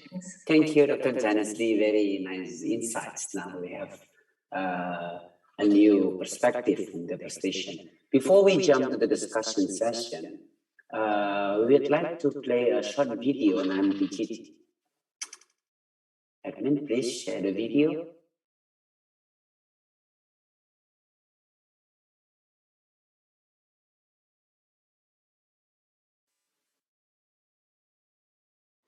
Hello to all people in University of North Sumatra. I would like to talk to you about what SURAD is doing in terms of training, especially on training on the topics of sustainable management of plantations. I would like to talk to you a bit about the Talent project. Talent is a project which is designed for education and changing a bit the way we are teaching and lecturing the topics which are important for the sustainable management of plantations. We would like to share with you a vision of sustainable landscapes, because it's not only what's happening in the plantation itself, it's also what's happening around the plantation. So the plantation is in the landscape. So we would like to show you how we can manage the plantation in a sustainable way while thinking about how it is integrated in the landscape.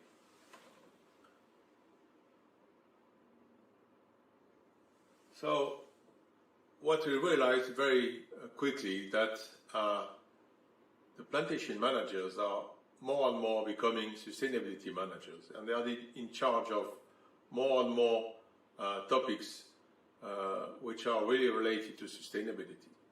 I will give you a few examples of them, like anticipate and adapt the plantation to climate change, the delivery of quality product with full traceability. This is related to the connection to the markets.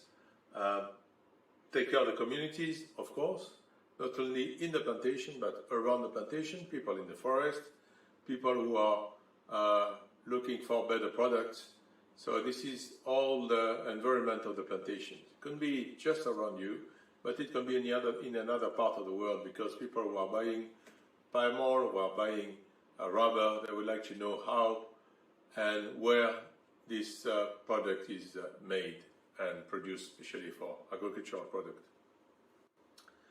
And of course, our role as sustainability managers and future agronomists is to protect biodiversity and to promote the idea that biodiversity is useful for the plantation. So we'd like to follow a very simple strategy. We don't want to reinvent the wheel. We want talent to be part of the renovation of master and undergraduate courses, and also for professional, and also for people from the banking sector. Also, talent is designed for reaching manager of cooperatives, executives from the bank sectors, as well as students and young professionals. So we'd like just to make a few changes, but also to renovate the lecturing by itself and the way we are connecting also the lecturing with the fields. And the project will work in 4 different countries: Indonesia, Malaysia, Thailand, and Vietnam. These are the boundaries which have been negotiated with the funder, which is AFD. I would like to focus on a few numbers of commodities: timber, oil palm, and rubber, mainly. So our targets are this group of people: the students, of course, the plantation managers, the cooperative managers, and also the bank executives, because we would like to connect the banking sector with education, especially on sustainable plantations. So the project, of course, is delayed because of COVID. We are now at the end of the feasibility phase, which will be closed in December 2021, and then we will very soon, after the signature of MOUs, we will engage in the organization of the talent trainings and lecturings. Talent is designed by CIRAD. CIRAD is my institution. I'm a French scientist. I work in Indonesia for a certain number of years, more than 20, and CIRAD is committed to build on excellence, to engage in world-class research and development projects.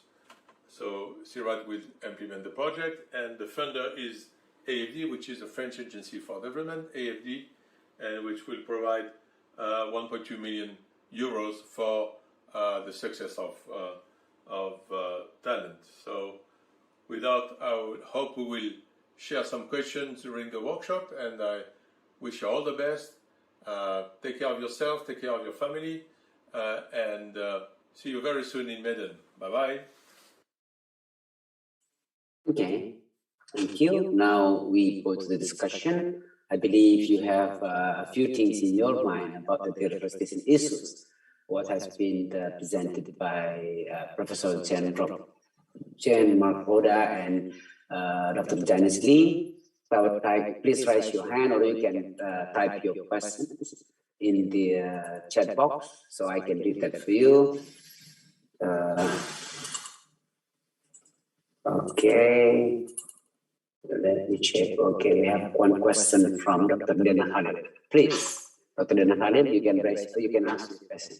Yes, sorry, I started first while waiting for the students because I cannot read. It's very interesting, especially the one that you present, Jean-Marc, about the comparison between palm oil palm and other commodities. And I'm a bit surprised that the payoffs per hectares of oil palm is one of the lowest among the others.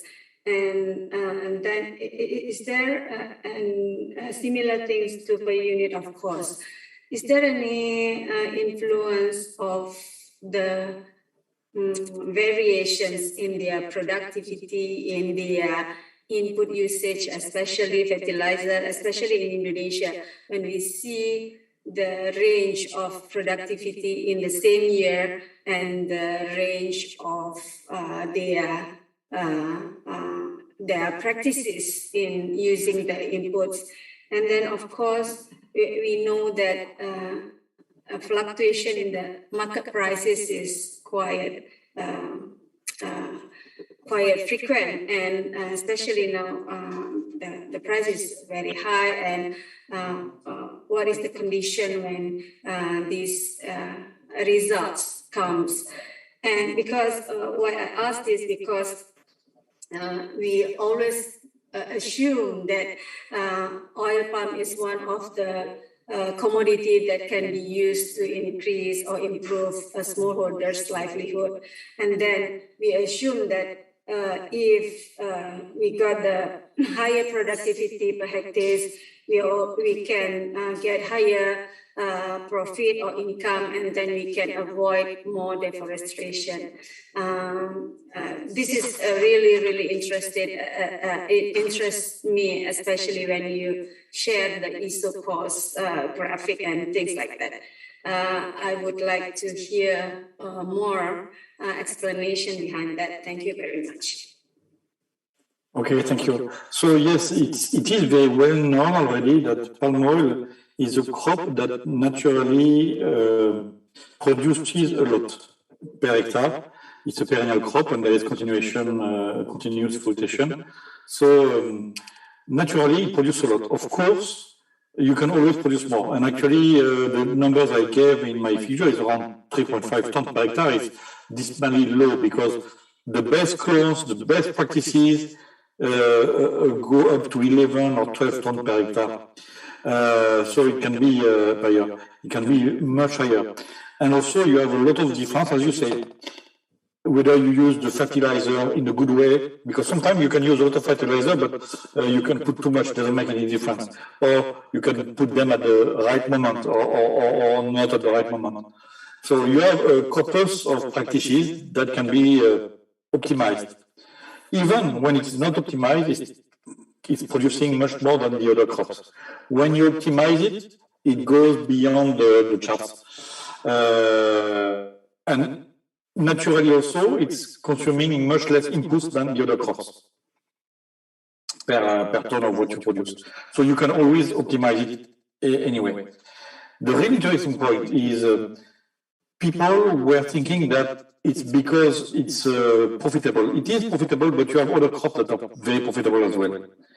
The difference with the other crops is palm oil has a kind of ubiquity. You can grow in a country like Indonesia, you can grow it in many different places. Some other crops can be much more tricky to grow because you need the know-how of the farmer, and some do not grow in every weather, in every So the plasticity of palm oil makes it a wonder crop in that respect for small farmers that are not necessarily very skilled. They can grow, they will get a result, and of course this result won't be perfect. If you train them, if you give them a lot of knowledge, they will increase the productivity. They will not need much more. So that's one area you can play on. But the second fundamentally important stuff that people don't have in mind is when you're smaller, basically you're very busy and you don't have a lot of money. Your time is extremely precious. And you might be totally busy sustaining your own life, doing crops to have your survival. When you're in that case, that's a really bad case. If you're just beyond that, you can sustain yourself and you have still more time to do something else. That's when you go into the cash crops. And sometimes you may even say, I go to the cash crop directly because I will raise enough money quickly enough, and with that money, I will buy my rice. So you have those strategies. But the average smallholder is looking for crops that are not so expensive in terms of time. So the palm oil is fantastic because with 1, 2, or 3 stems in your garden, you can grow already enough pocket money that it doesn't need you to have a lot of time. You may invest in time, but you will be free more the rest of the time. So when you compare all together, at the end, the burden of time or work that you're going to put or to input in it is light. The comparative cash that you will get is very high, and that makes it the real wonder because it allows you to start something, and during that time you're going to do something else. So you see, you have some free time. With that free time and the cash that you get from the palm oil, you may be able to go into the city to start a second business, and so on and so on.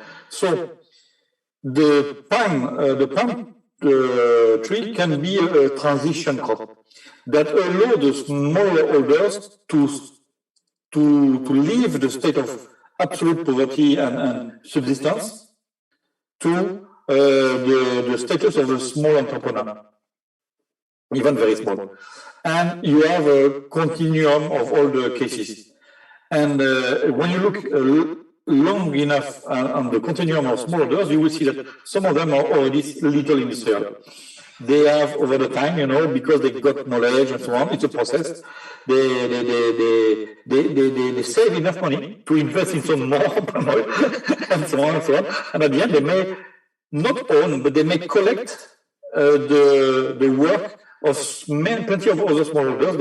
They are little entrepreneurs that are acting like a little cooperative, They may have under the name of their association, like sometimes 100 hectares or more, and they put them in power to negotiate with the industries or to negotiate at mini level.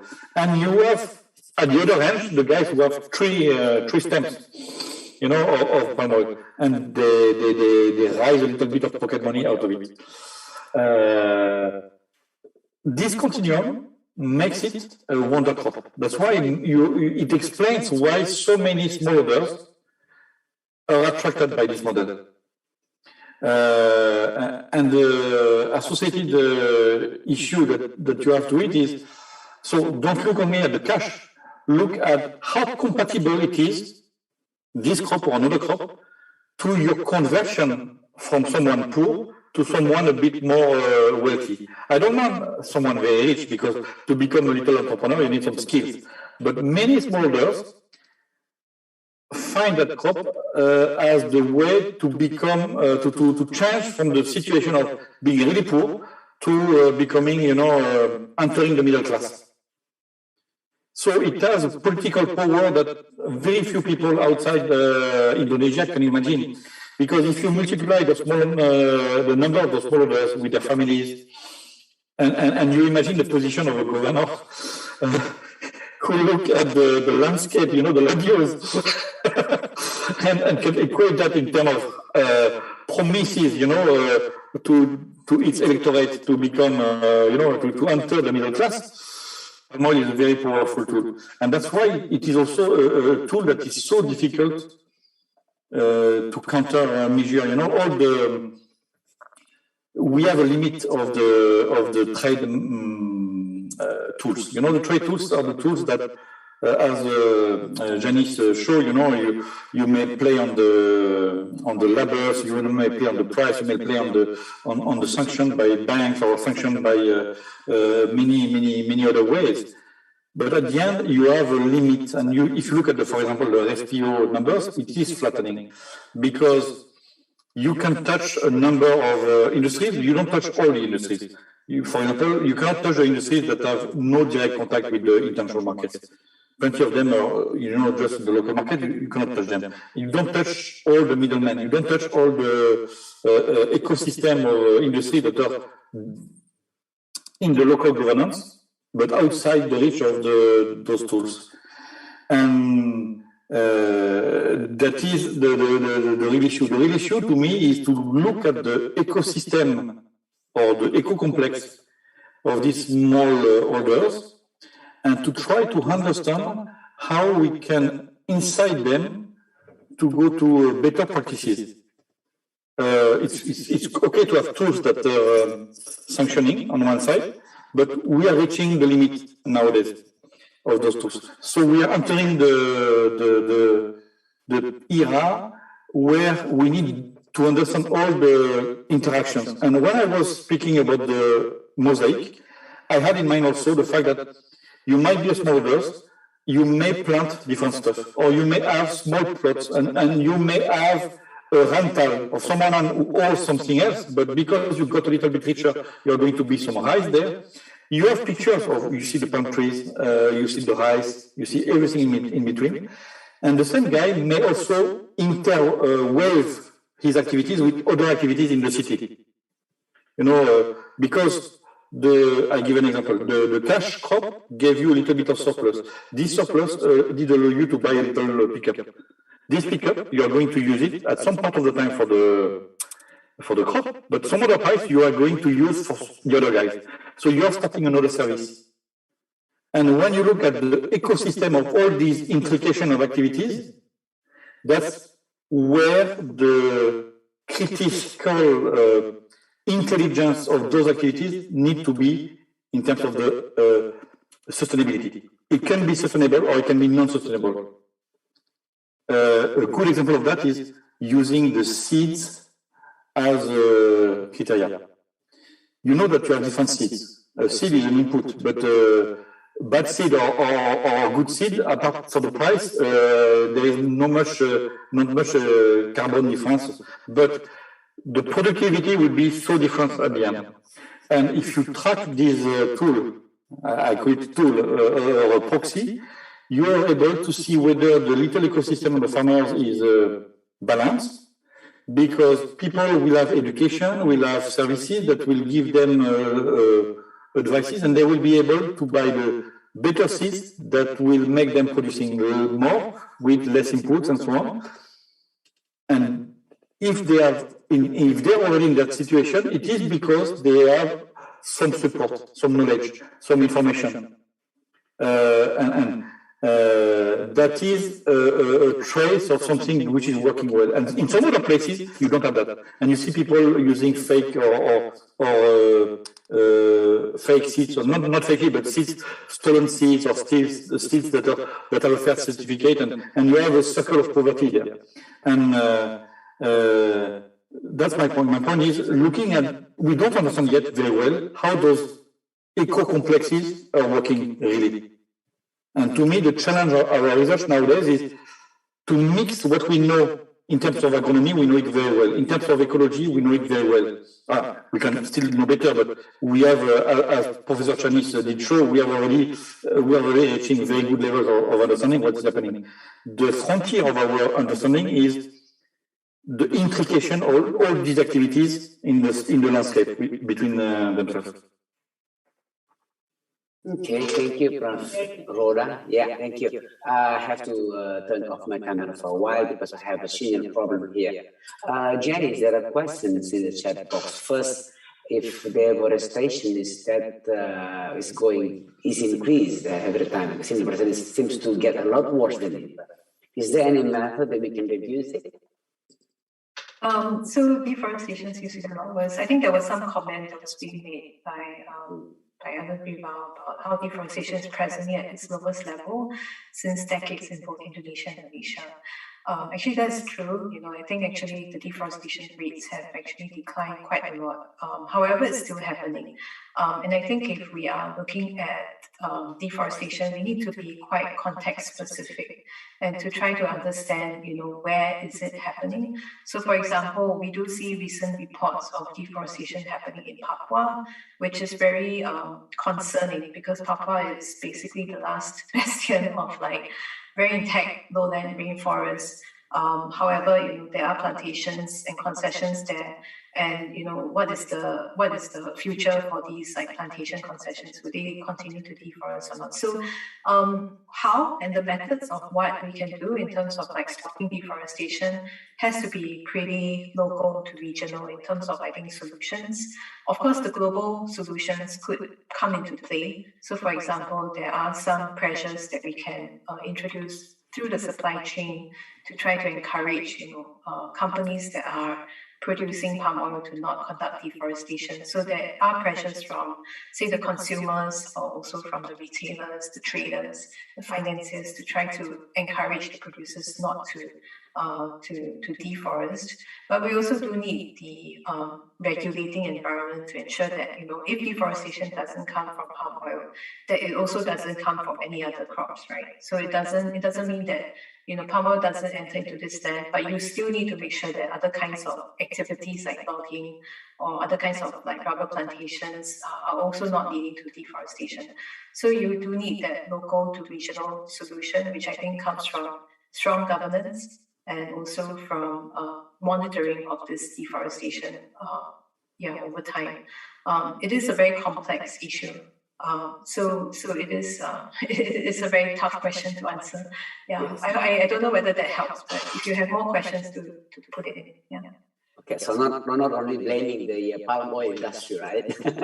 Because it's a complex situation. Yeah, okay. I think you have to look at the landscape, and also to encompass all the other sectors too. Yeah. Okay, Professor Nakoda, can you say how we can explain this deforestation, because people are pointing at the palm oil, as Alan said yesterday, it's a sexy farming. How can we inform people that deforestation is not caused by the palm oil cultivation itself? Well, this is more a geopolitical question, because actually, if you look at the real numbers, nowadays the palm oil is not deforesting much. It's really the lowest level we have seen. Still, the blame is there, and that's in the picture. The main reason, and you have many other causes of deforestation, and some that are urbanization, some they are just anthropization, and in general agriculture, but not only agriculture. It's just the anthropization of the system. You can always go back to that, and also to the weak governance. Janice spoke about strong governance. the main cause of deforestation is weak governance, it's even not the crop itself. Any crop, it's not a crop, it's there. And the issue is behind the governance itself. We need to realize that there is a competition at the world level between production systems. The planet is finite. It has a size that cannot expand. And the population is growing, and we need to feed this population with more protein, more fat products, more sugar. Sugar and staple, that's already done. We have already the production. The fats, the demand of the fat is increasing, and we know already that we are going to need millions, hundreds of millions tons more. So the competition is there. Who is going to produce that? Who is going to process it? So the real issue behind the blame game of deforestation is the Southeast Asian companies are too efficient. They are the successors of the post-colonial model, and they are the post-colonial model. The colonial model were already something extremely efficient, able to produce a lot of products per hectare. It was not perfect, it has its issues. But what you see nowadays is the perfection of the system in an abundant world.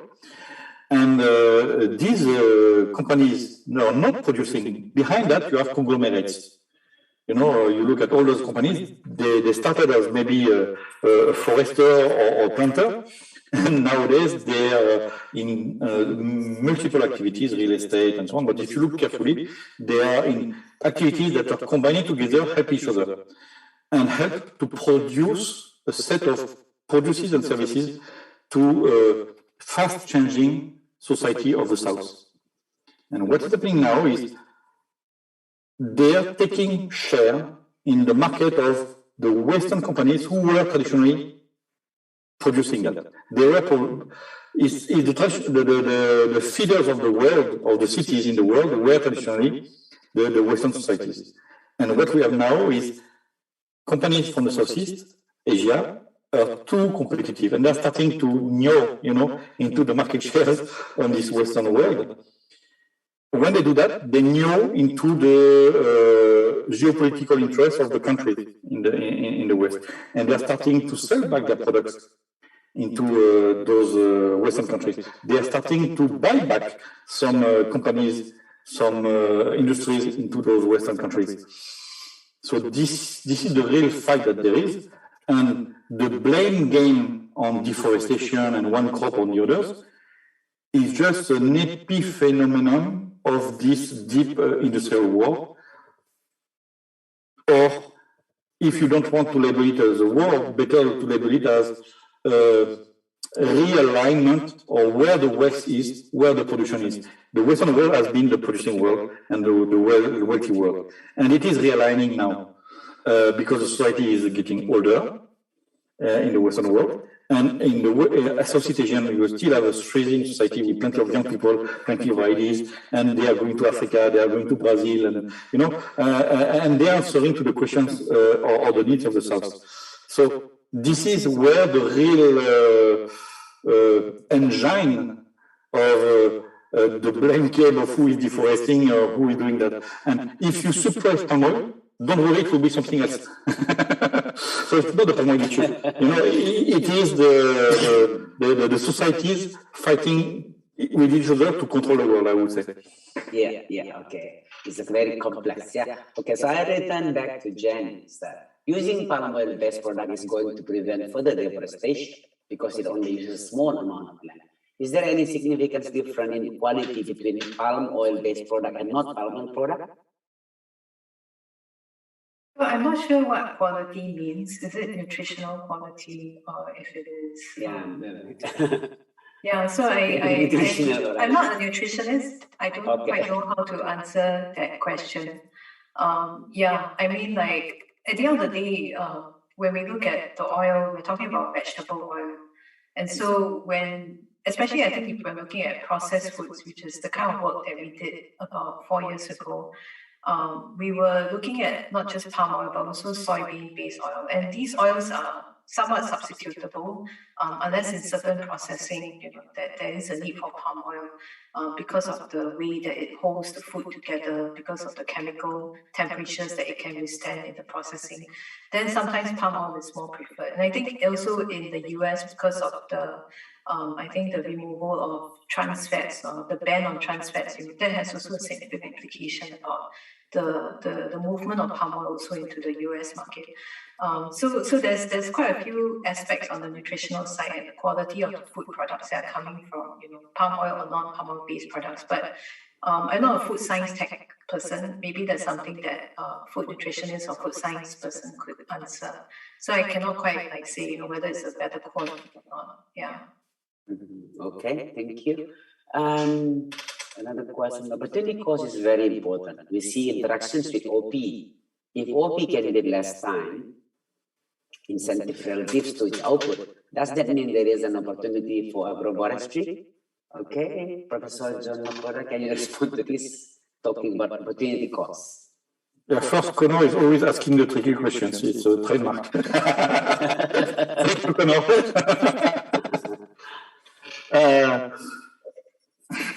I wouldn't put it in terms of agroforestry versus plantation, because I really see the stem of all different scales, and agroforestry is one scale of mixing the activities. You may have bigger plots. If you take some zoom, back and you fly over, it will look like again mixed. It depends on what is the scale. So whatever the scale you are taking, you will have a mix. And a landscape, to me, a small region is also an agroforestry, because you may have a plot of 2 hectares of palm oil and another plot of 2 hectares of something. When it is, it's like in forestry, do you mix feet by feet, or plots of 2 hectares by 2 hectares, or bigger plots? I'm not so sure that the terms are agroforestry versus plantation or non-agroforestry. The terms to me are in terms of whatever we do at whatever scale is the practice, the ideal, the optimal practice. And that's far from being the cases in many cases, not only in palm oil, in many other crops, but in palm oil particularly. When you look at the numbers, they just tell yourself, if you do a reasonable well plot, you produce probably 6 to 7 tons per hectare without to make too much work. And what we see in average is 3.5 or 3 something in Indonesia or Malaysia. That just tell us that in most of the case it's really far from optimal. And to me, it's not because it's planted in this scale or go for it. It's just because the people are not doing what they should do. They are not putting they are not using the good seeds. They are not using the good cultural itineraries. Following what they need to do at the right time. So to me, the frontier is there before. And of course, once you reach that level, then probably you can work on the fine-tuning on the scale. Which scale is the best balance to reach all your, outcome that you want to have in terms of different species, other animals, birds, and everything. There might be some level or some agroforestry scale that are better suited than some others. And that may vary also according to the place and the altitude and so many other factors. Okay.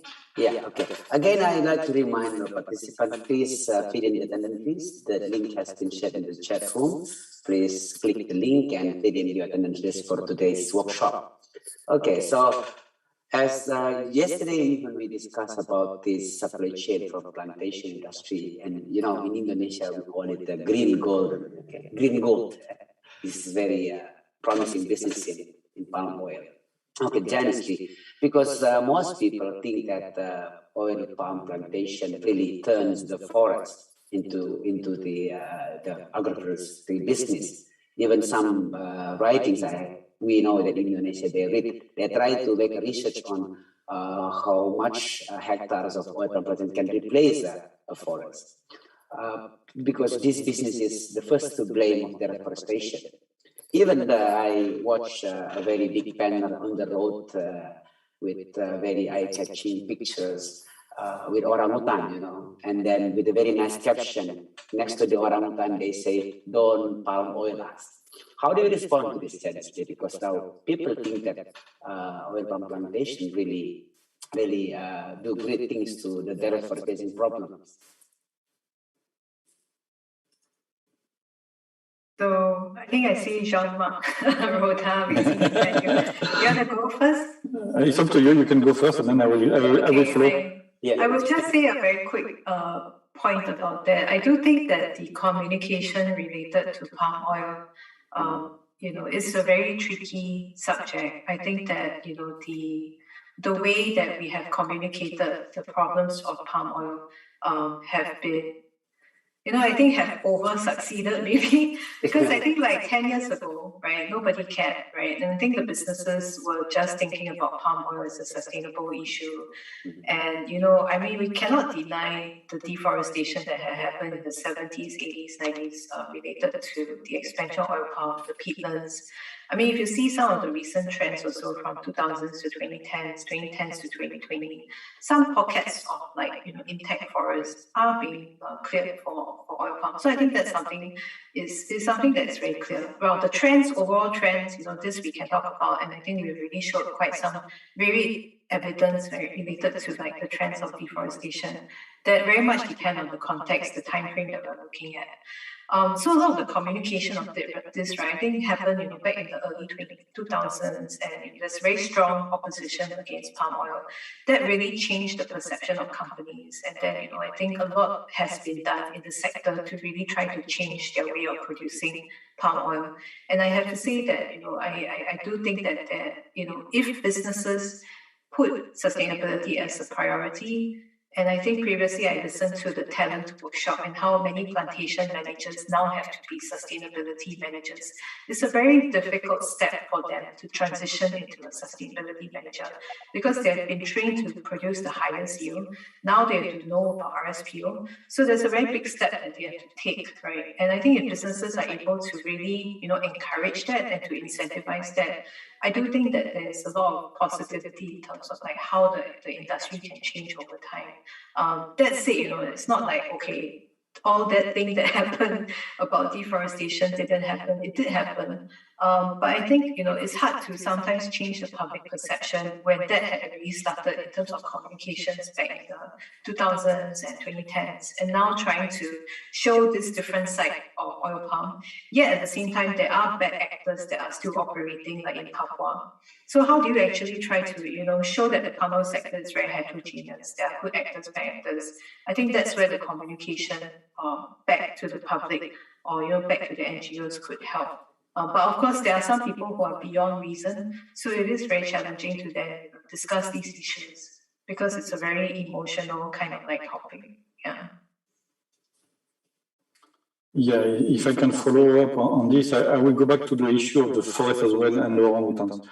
What we are seeing nowadays, the results start to emerge from different places, is actually many of the different wildlife can survive in those landscapes where you have palm oil, and sometimes patches of forest or corridors of forest, or kind of, if not agroforestry, a loose mix of different patterns of palm oil and remnants of corridors of forest. Usually, those forest remnants, they are there because it was more expensive there, or because they were along a river or a road or some elevation features. But whatever is happening, you have a fabric when you look from far, where you have a mix of agriculture and a mix of forest, and you see that somehow it preserves part of the wildlife, not optimally, because if you look at the perfect big fat chunk of forest, then this is the ideal forest ecosystem where you have, when the size is big enough to have the scale effect of that chunk, of that space, all the component of a good forest ecosystem. But when it's eaten or with more hold from the agriculture, you still have some properties. So you have research on that. The place where you have no research is actually in the institutions, because those landscapes, if you look at Indonesia, they are everywhere. In everywhere you have agricultural patches inside forest territories, and you have also in agricultural lands plenty of trees, covers, or semi-forest areas. So you have an intrication of the two. And while the wildlife can live with it, what cannot live with it today is the institutions. The institutions are still a Ministry of Agriculture, Ministry of Forestry, a Ministry of Road, and peatland, Badan Gambut, and so on. And it starts to happen, but the real ability of those governance tools to manage the landscape and to make the best decision for this wildlife, for the balance, and also for the farmers to live somehow together. We are far from the optimal. So this is also a place where deforestation it will still be the issue, because it's an easy picture to use. While the real problem is more into the ability of our governance or our institutions not to work in silo anymore. Okay. All right. We see that from the deforestation a lot. We have questions here from Yeni Marida. There are, from the deforestation point of view, a lot of damaged land like in Kalimantan Island. Is it possible for us to limit the land use for industry and keep some forests in order to continue to provide carbon needs for humans? What do you think, Professor Roda? It's always possible to limit the deforestation. To me, it's even not the question of the industry. It's not the machines who are deciding the fate of the forest. It's not the industries who are deciding the fate of the forest. It's the men, it's the people. And the men, at the end, are governed by laws and governance and also by their wallet. Yeah. So what you observe is every country where you have a mix of poverty and weak governance. Not everywhere in the country, but it suffices that you have some parts of the country where it's more like the worldwide, the West, in the westerns, in the movies. It suffices that you have such situations to have degradation of the ecosystems and wild behavior of any actors. So it's not the industry itself, it's not the crop, it's that complex issue of how we make the governance, because usually the governance is better when the people are richer. So, what is the egg and the chicken? Should you make the society faster wealthy to have a better governance, or should you,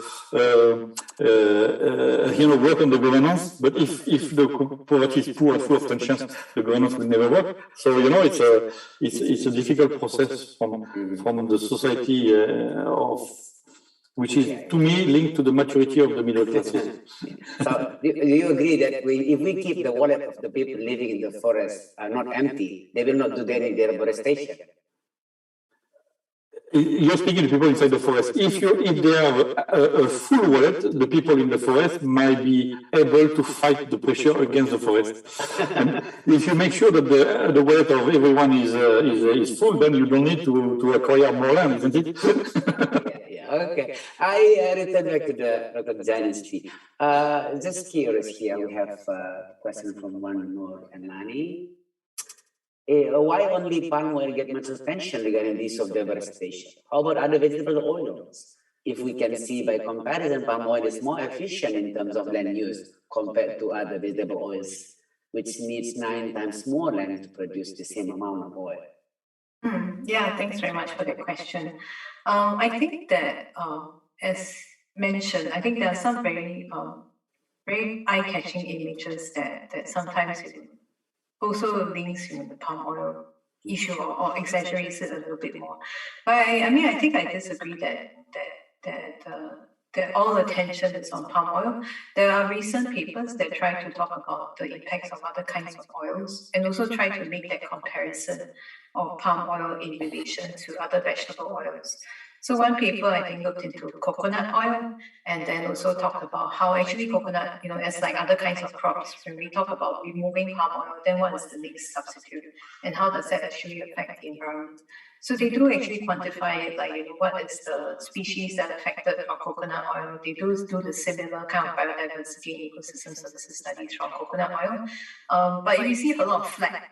And not so much because that it wasn't a well done study, but I think there was a lot of ire against like the comparison with coconut and also palm oil, and I think that unfortunately the study didn't gain much attention in terms of like talking about the environmental issues associated with coconut oil. I do think soy oil is actually getting some attention, but I think soy doesn't really, or the issue of soy doesn't really come in the issue of oil, but in the beans that are being provided for the livestock that is the market in China, and colleagues who are working on land systems, they also look into the issue for soy expansion in South America. And talk about what are the challenges related to that. This multi-stakeholder organization is not as well formed or not as mature in terms of its standards compared to the RSPO. So in some ways, I do think that the strong pressure and attention on the palm oil industry has actually quickened the pace of developing the sustainability standards, of getting people on board on this trajectory of sustainable palm oil sector that now is actually outpaced like other kinds of sectors like the beef, the soy, the pulp and paper. Like oftentimes when we talk about like multi-stakeholder organizations, RSPO is being brought in as a not exactly like a shining light, but it is kind of like one of the more advanced stakeholder organizations that try to bring the industry together. So like the pressure does work in some cases. It quickens the pace of that, it kind of whips the industry of the actors into shape. I want to comment a little bit about the earlier question about Kalimantan and land degradation.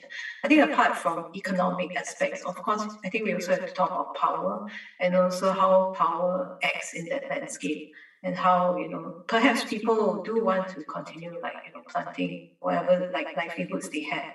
But because of the, disproportionate power at the hands of agencies that are present in the landscape or in the corporations that are present in the landscape, communities who perhaps are okay with their livelihoods, right? Maybe not very wealthy, but have a very strong relationship with the land, especially like indigenous communities living there for a long time. That it could also just be that they don't really have the voices in terms of land use decisions that are being at play, in the landscape. So, apart from money, which is a very important driver, of course, I think the politics and the aspect of power also comes into play in terms of whether land gets to be protected or forests get to be protected for the needs of humanity, right, of the climate change issue. So it's a very complicated, it's a very complex and complicated issue that I think entails the pulling in of interdisciplinary studies like the social sciences and also the natural sciences. Because if we just approach it from a science-based kind of approach, we miss hearing the voices and also the perspectives of people who are living on the ground. Yeah. Okay. Prof. Rhoda, what do you think? Why palm oil doesn't get much attention? Okay, it is historical. It is also easy. It's something very easy to capture because of the orangutan and so on. It's a story that is easy to tell. It's almost too caricatural actually to be true. But the real problem is not. No, it's not a problem. The reality actually is far from that because most of the palm oil value is not in the oil itself. The oil is the final product for only when you fry it or you consume it like this, but it's a part of the consumption of the oil. It's mostly South consumption in the Western countries. Very few people use palm oil into their salad or into their frying pan. How it is used is it's used mostly in the industry. It is transformed into many products. Some of them are soap and cosmetics. Some of them are molecules that you find in the perfumes, or you find in the ink of the cartridges. You know, your ink cartridge that you have at home in the COVID time. There is palm oil in it. The molecules that are derived from all the oleochemistry. And what people don't have in mind is our civilization is based on the oleochemistry or the organic chemistry of the oil from the ground. You know, the fossil fuel, the fossil oil. Charcoal or petroleum. Palm oil is one of the, like other vegetable oils, that is rich enough in terms to produce a whole chain of similar oleochemistry, doing the same products. You make plastics, you make composites, you make styrofoams, you make ink, you make everything. All the, even fuels and energy. All those products are totally invisible on the debate, and that's the bulk of it. So you may have the surface of the debate where basically in Europe, some farmers that cannot compete against palm oil because their oil will be structurally more expensive and demanding more space than a tropical oil. So they use all the tools that they have to fight this oil on the surface, but underground, their industry is already taking it, and it will never stop. They will, the biggest biorefineries of oil palm are not in Indonesia and Malaysia; they are in the Netherlands, and they are continuing to flow to supply the Western world with those compounds. And once oil is not an oil anymore, it's a molecule with such a esoteric name that you cannot think that it is oil, it's finished.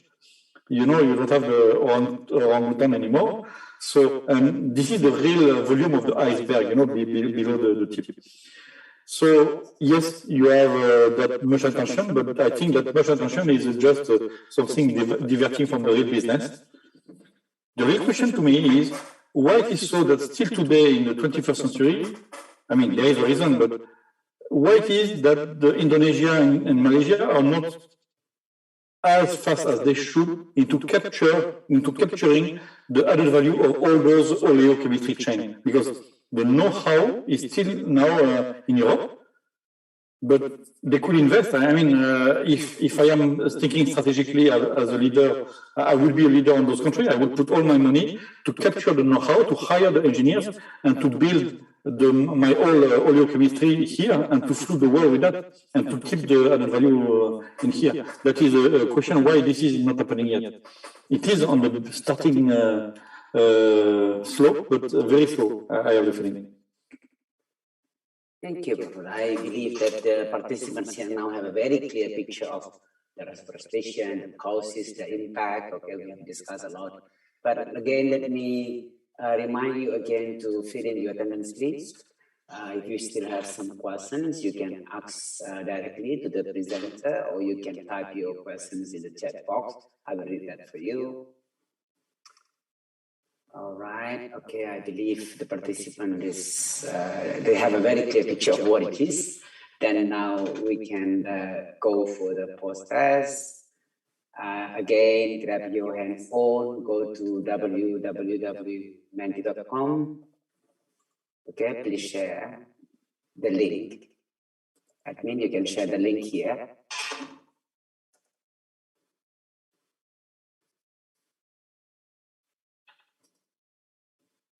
Okay, the code is still the same in the previous one in the morning, 21845087. Please give us your opinion. What is deforestation?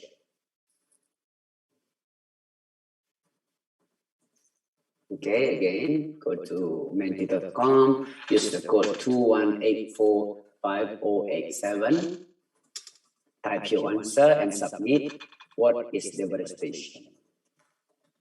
There are 52 participants around here. All right, deforestation is land clearing. Land clearing is a very popular term in plantation. So deforestation, land clearing, okay. If you're using your laptop, you can click the link in the chat box and use the code 2184587. Try to type your answer and submit. So deforestation is forestry, land clearing, land use change, forest plantation, timber production, uncontrolled destruction. Okay. We have a new view now of what deforestation is all about. Global warming, carbon, okay, destroy the forest, destroying forests. All right. Land clearing is getting a bigger word now in our screen. That means that most of us understand that deforestation is land clearing. All right. Then response so far. Deforestation is also clearing of forested land. Deforestation is global warming. Okay. Deforestation, chopping wood. Deforestation is also clearing land for reason. Clearing for cattle. Land usage. That's the responses. Okay. Clearing of forested land, clearing land for reason, land clearing, forest clearing, forested land clearing, okay. And it is also uncontrolled destruction for global warming. We have here chopping woods and stuff, cutting and destroying. Great. Okay, let's go to the second slide. Still the same sites and code. Next slide. What are the main causes of deforestation?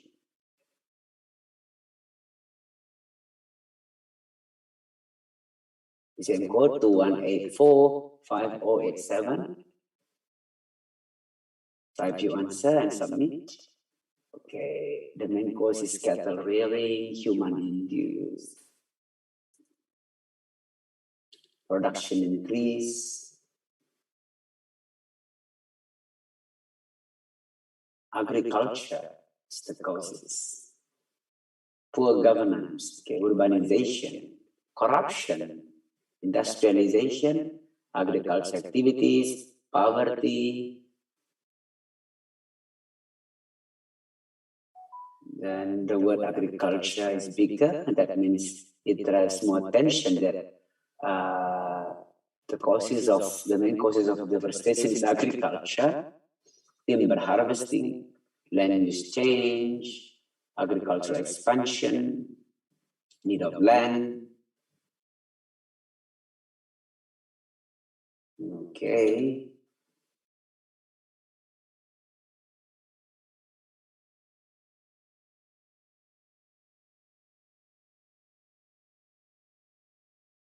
Okay.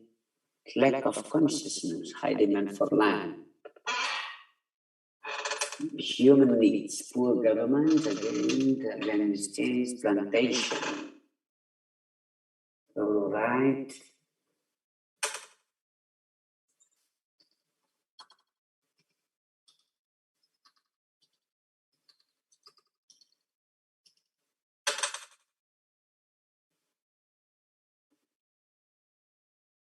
Okay.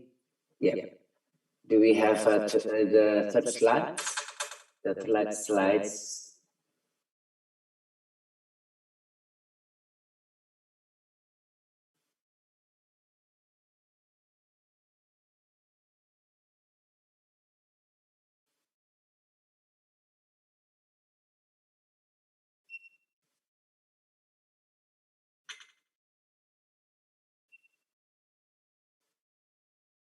Okay.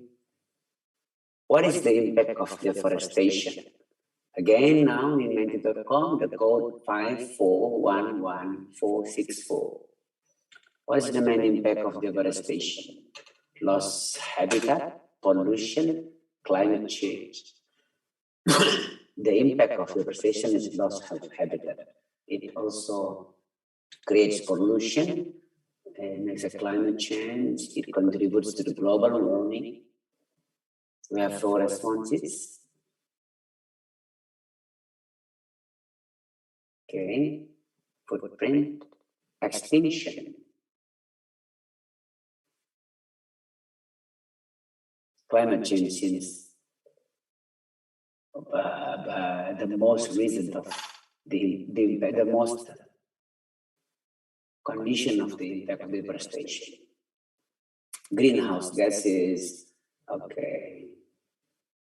No, somebody type it wrong. You type again the code 5411464. It should be answered.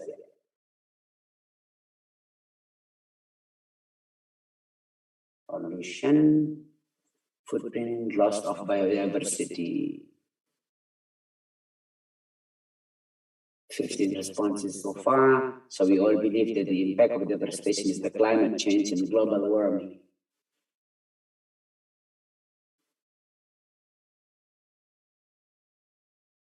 In addition to loss of habitat, pollution, health and environmental footprints, extinction, carbon increase.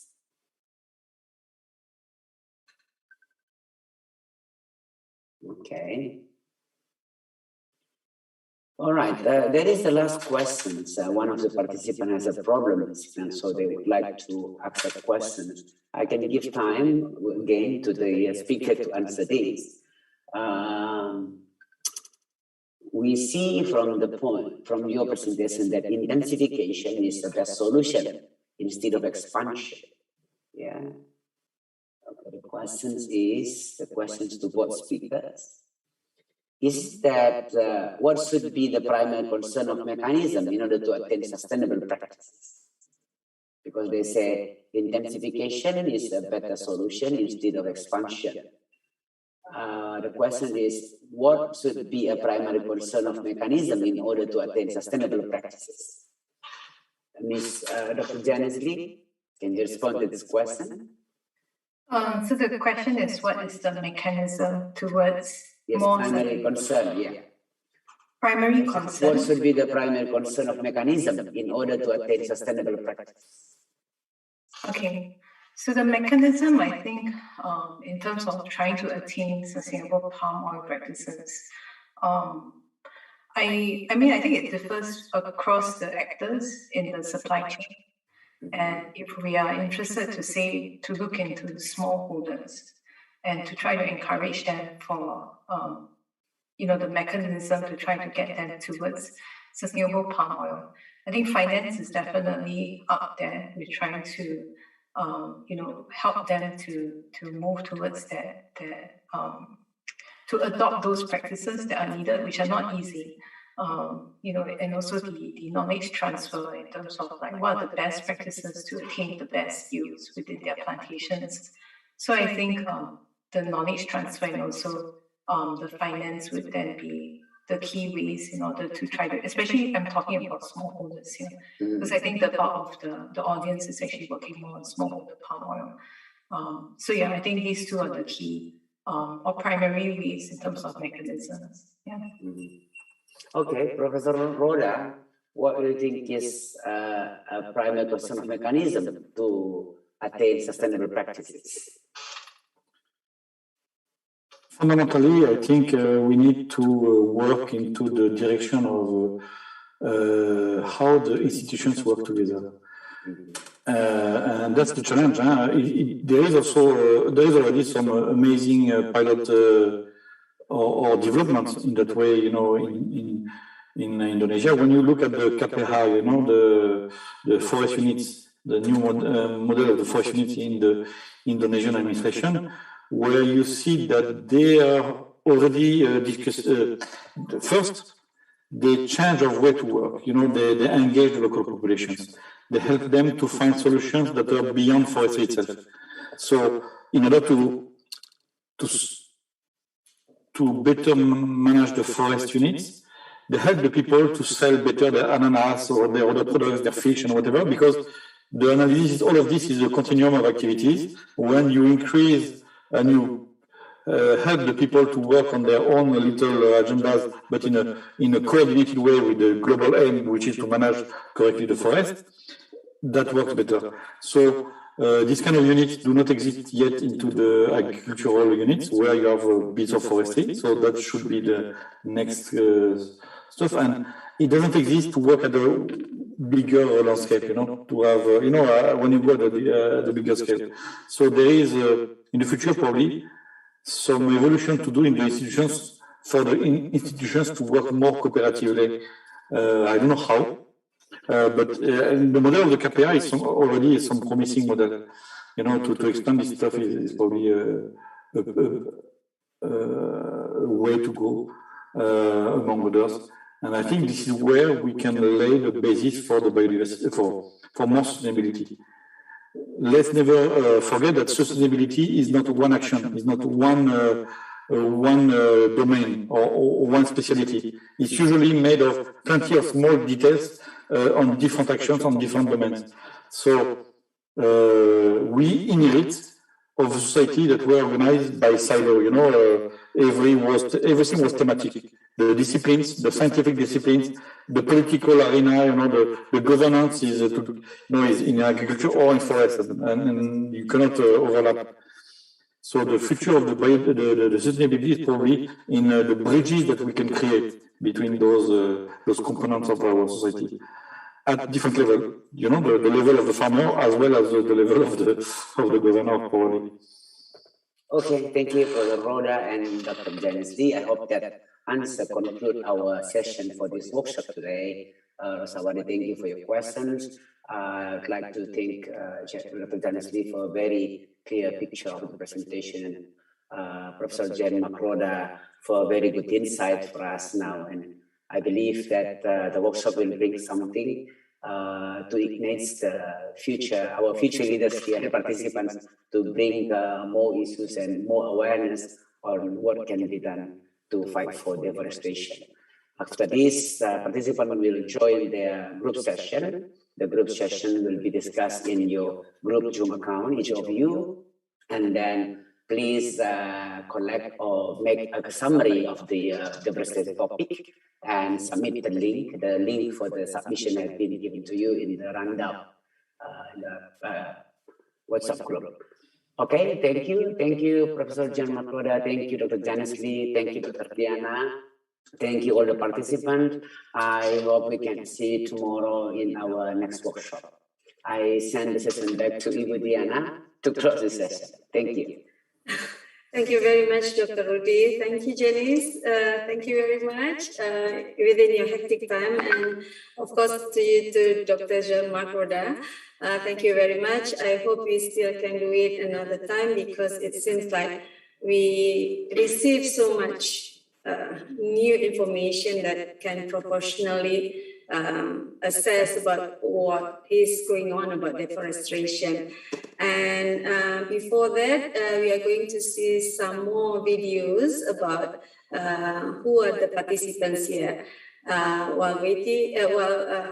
While seeing that, maybe after that, we are just closing this for today, and we are going to continue for tomorrow for certification topics. And after that, at the last day, we are going to see how all of these topics that we already listened for the 3 days broaden your insights, your knowledge, and your perception about sustainable palm oil.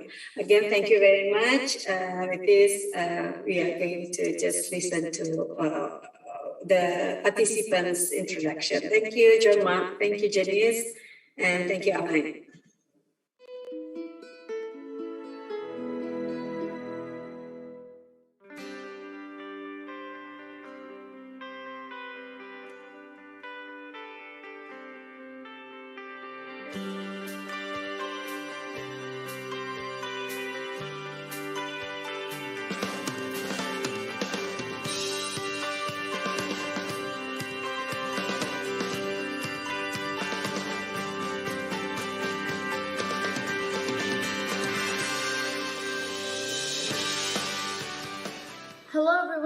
So we are from Supply Chain Group 3, and today we would like to introduce ourselves to you guys.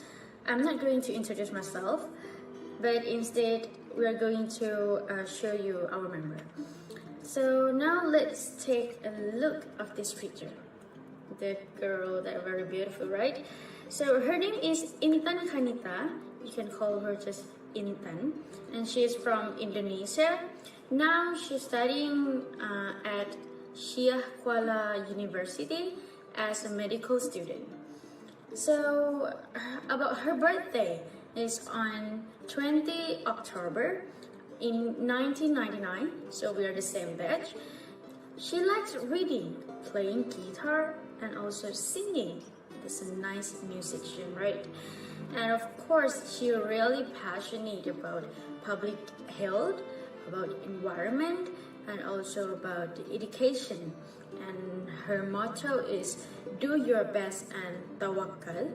So her current favorite song is Hero from Fauzia, and don't forget to check it on YouTube or Spotify as you can. And okay, now it's Intan's turn. Yo everyone, do you know what Pakistan is known for? Today, I would like to introduce you one of my friends that originally from Pakistan, so you can ask him a lot about it. His name is Abdullah Hamad, but you can call him Abdullah. He is a PhD student in Institute of Agricultural and Resource Economics, Faculty of Science, University of Agriculture, Faisalabad, Pakistan. Such a long name. But there's more. He was born in Faisalabad, Pakistan on January 14, 1996. He really liked to do social work and pleased to work as socio-political worker and student. Such a helpful person. He really passionate about his people and make them realize their own potential. His motto is never accept defeat. Cool. His favorite movie is called The Shawshank Redemption. I guess pretty nice name, right, for a movie? Okay, finally, Abdullah, now it's your turn. Hi everyone. You already know about me, but you have to come about our very expert member in this group. Let me introduce Mr. Sulman Al-Haj Dadu. You can call him Mr. Suleiman, even though he is a PhD scholar in the School of Business and Economics, UPM. But he is actually from Nigeria, where from right here. He was born in Postaskum, York State, Nigeria on October 24, 1969. His hobby is traveling. Maybe that's the reason he works as a lecturer and a PhD scholar in Malaysia. Very cool. He is very passionate about education, environment issue. Almost the same with Intan. He has really good motto, Allah suffices us. He likes country music, for example, covered of our country, from Kenya Rogers. Alright, but not the least, Mr. Suleiman, the time is yours. Hello, thank you, Abdullah, for introducing me. Now it is my turn to introduce the coordinator of our group, and her name is Fatima Jaru, but you can call her Fatim. She's from Thailand. Right now she is studying in liberal arts of Rajamangala University of Technology, Srivijaya. She was born in Yala, Thailand on September 3rd, 1999.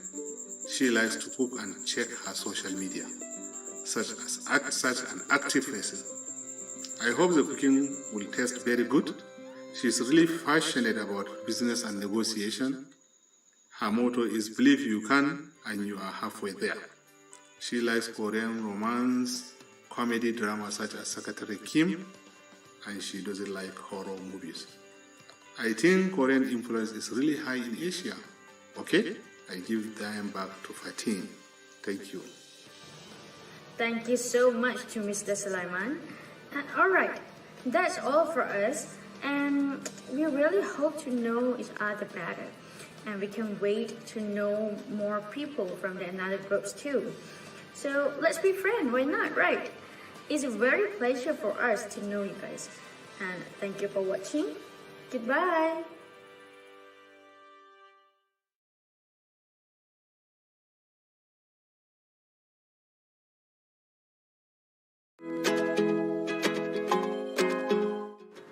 Hello, we are from Group 4 and get to know more about us.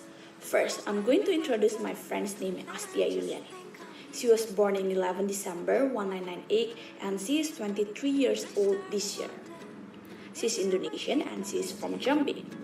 She's currently pursuing her bachelor degree at University of Jambi, majoring in agribusiness. She likes to watch movies and cook. Her favorite food in Jambi is tempoyak and padamaram. If you want to get to know more about her, kindly go to her Instagram at Astia Yuliani. Hi guys, so I would like to introduce our group member, which is Fanny, our leader for Group 4. She was 20 years old, born on 22 March 2001, stayed in Medan, Indonesia. She took a course of food science and technology in the University of North Sumatra. She got a good hobby, which is cooking, baking, reading, and watching everything. She also likes to eat mie pangsi, which is her favorite food in Medan. You guys also can follow her on Instagram to know her better. You guys can follow Fanny Wijaya, which is FENNYWJYE. So bye. Okay, the next one and only boy in Group 4, he is Fatur Ramadhani. He is 22 years old, born on June 4th, 1999. He is delegate from Mulawarman University. And his favorite food in Samarinda is amplang. You can find him in Instagram at urpat4699. Thank you. Assalamualaikum warahmatullahi wabarakatuh. Hello everyone, my name is Fatur Ramadhani. I am from Faculty Agriculture, Mulawarman University, Indonesia. I am very happy to join this program because I will know more about sustainability of palm oil. And I will introduce one of our group member named Halimatun binti Rosli at 23 August 1998, Resident Selangor, Nasional, Malaysia. Instagram Halimatun Rosli, Mayor Finance Institute, Northern University of Malaysia. Hobby doing exercise, watching movie, and hiking. Favorite food in Selangor is nasi lemak. See you soon.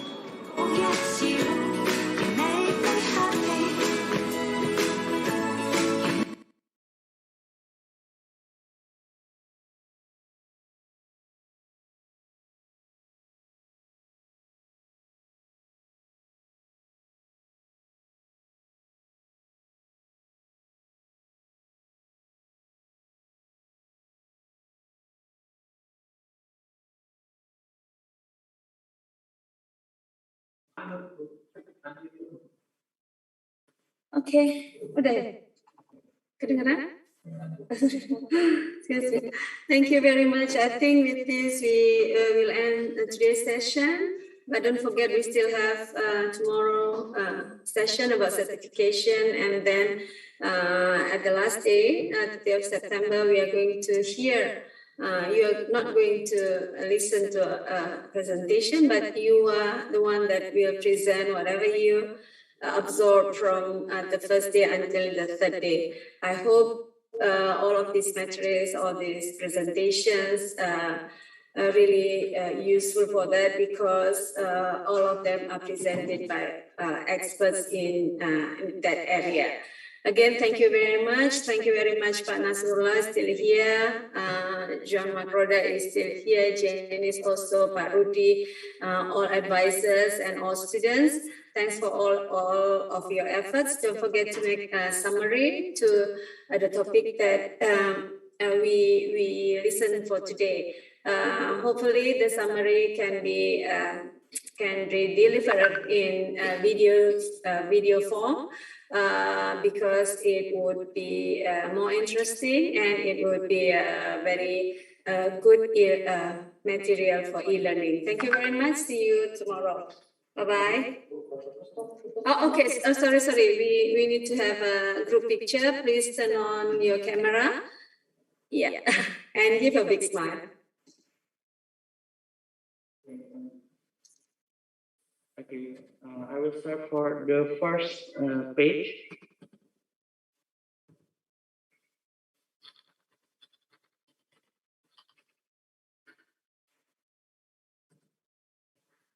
Okay, second page.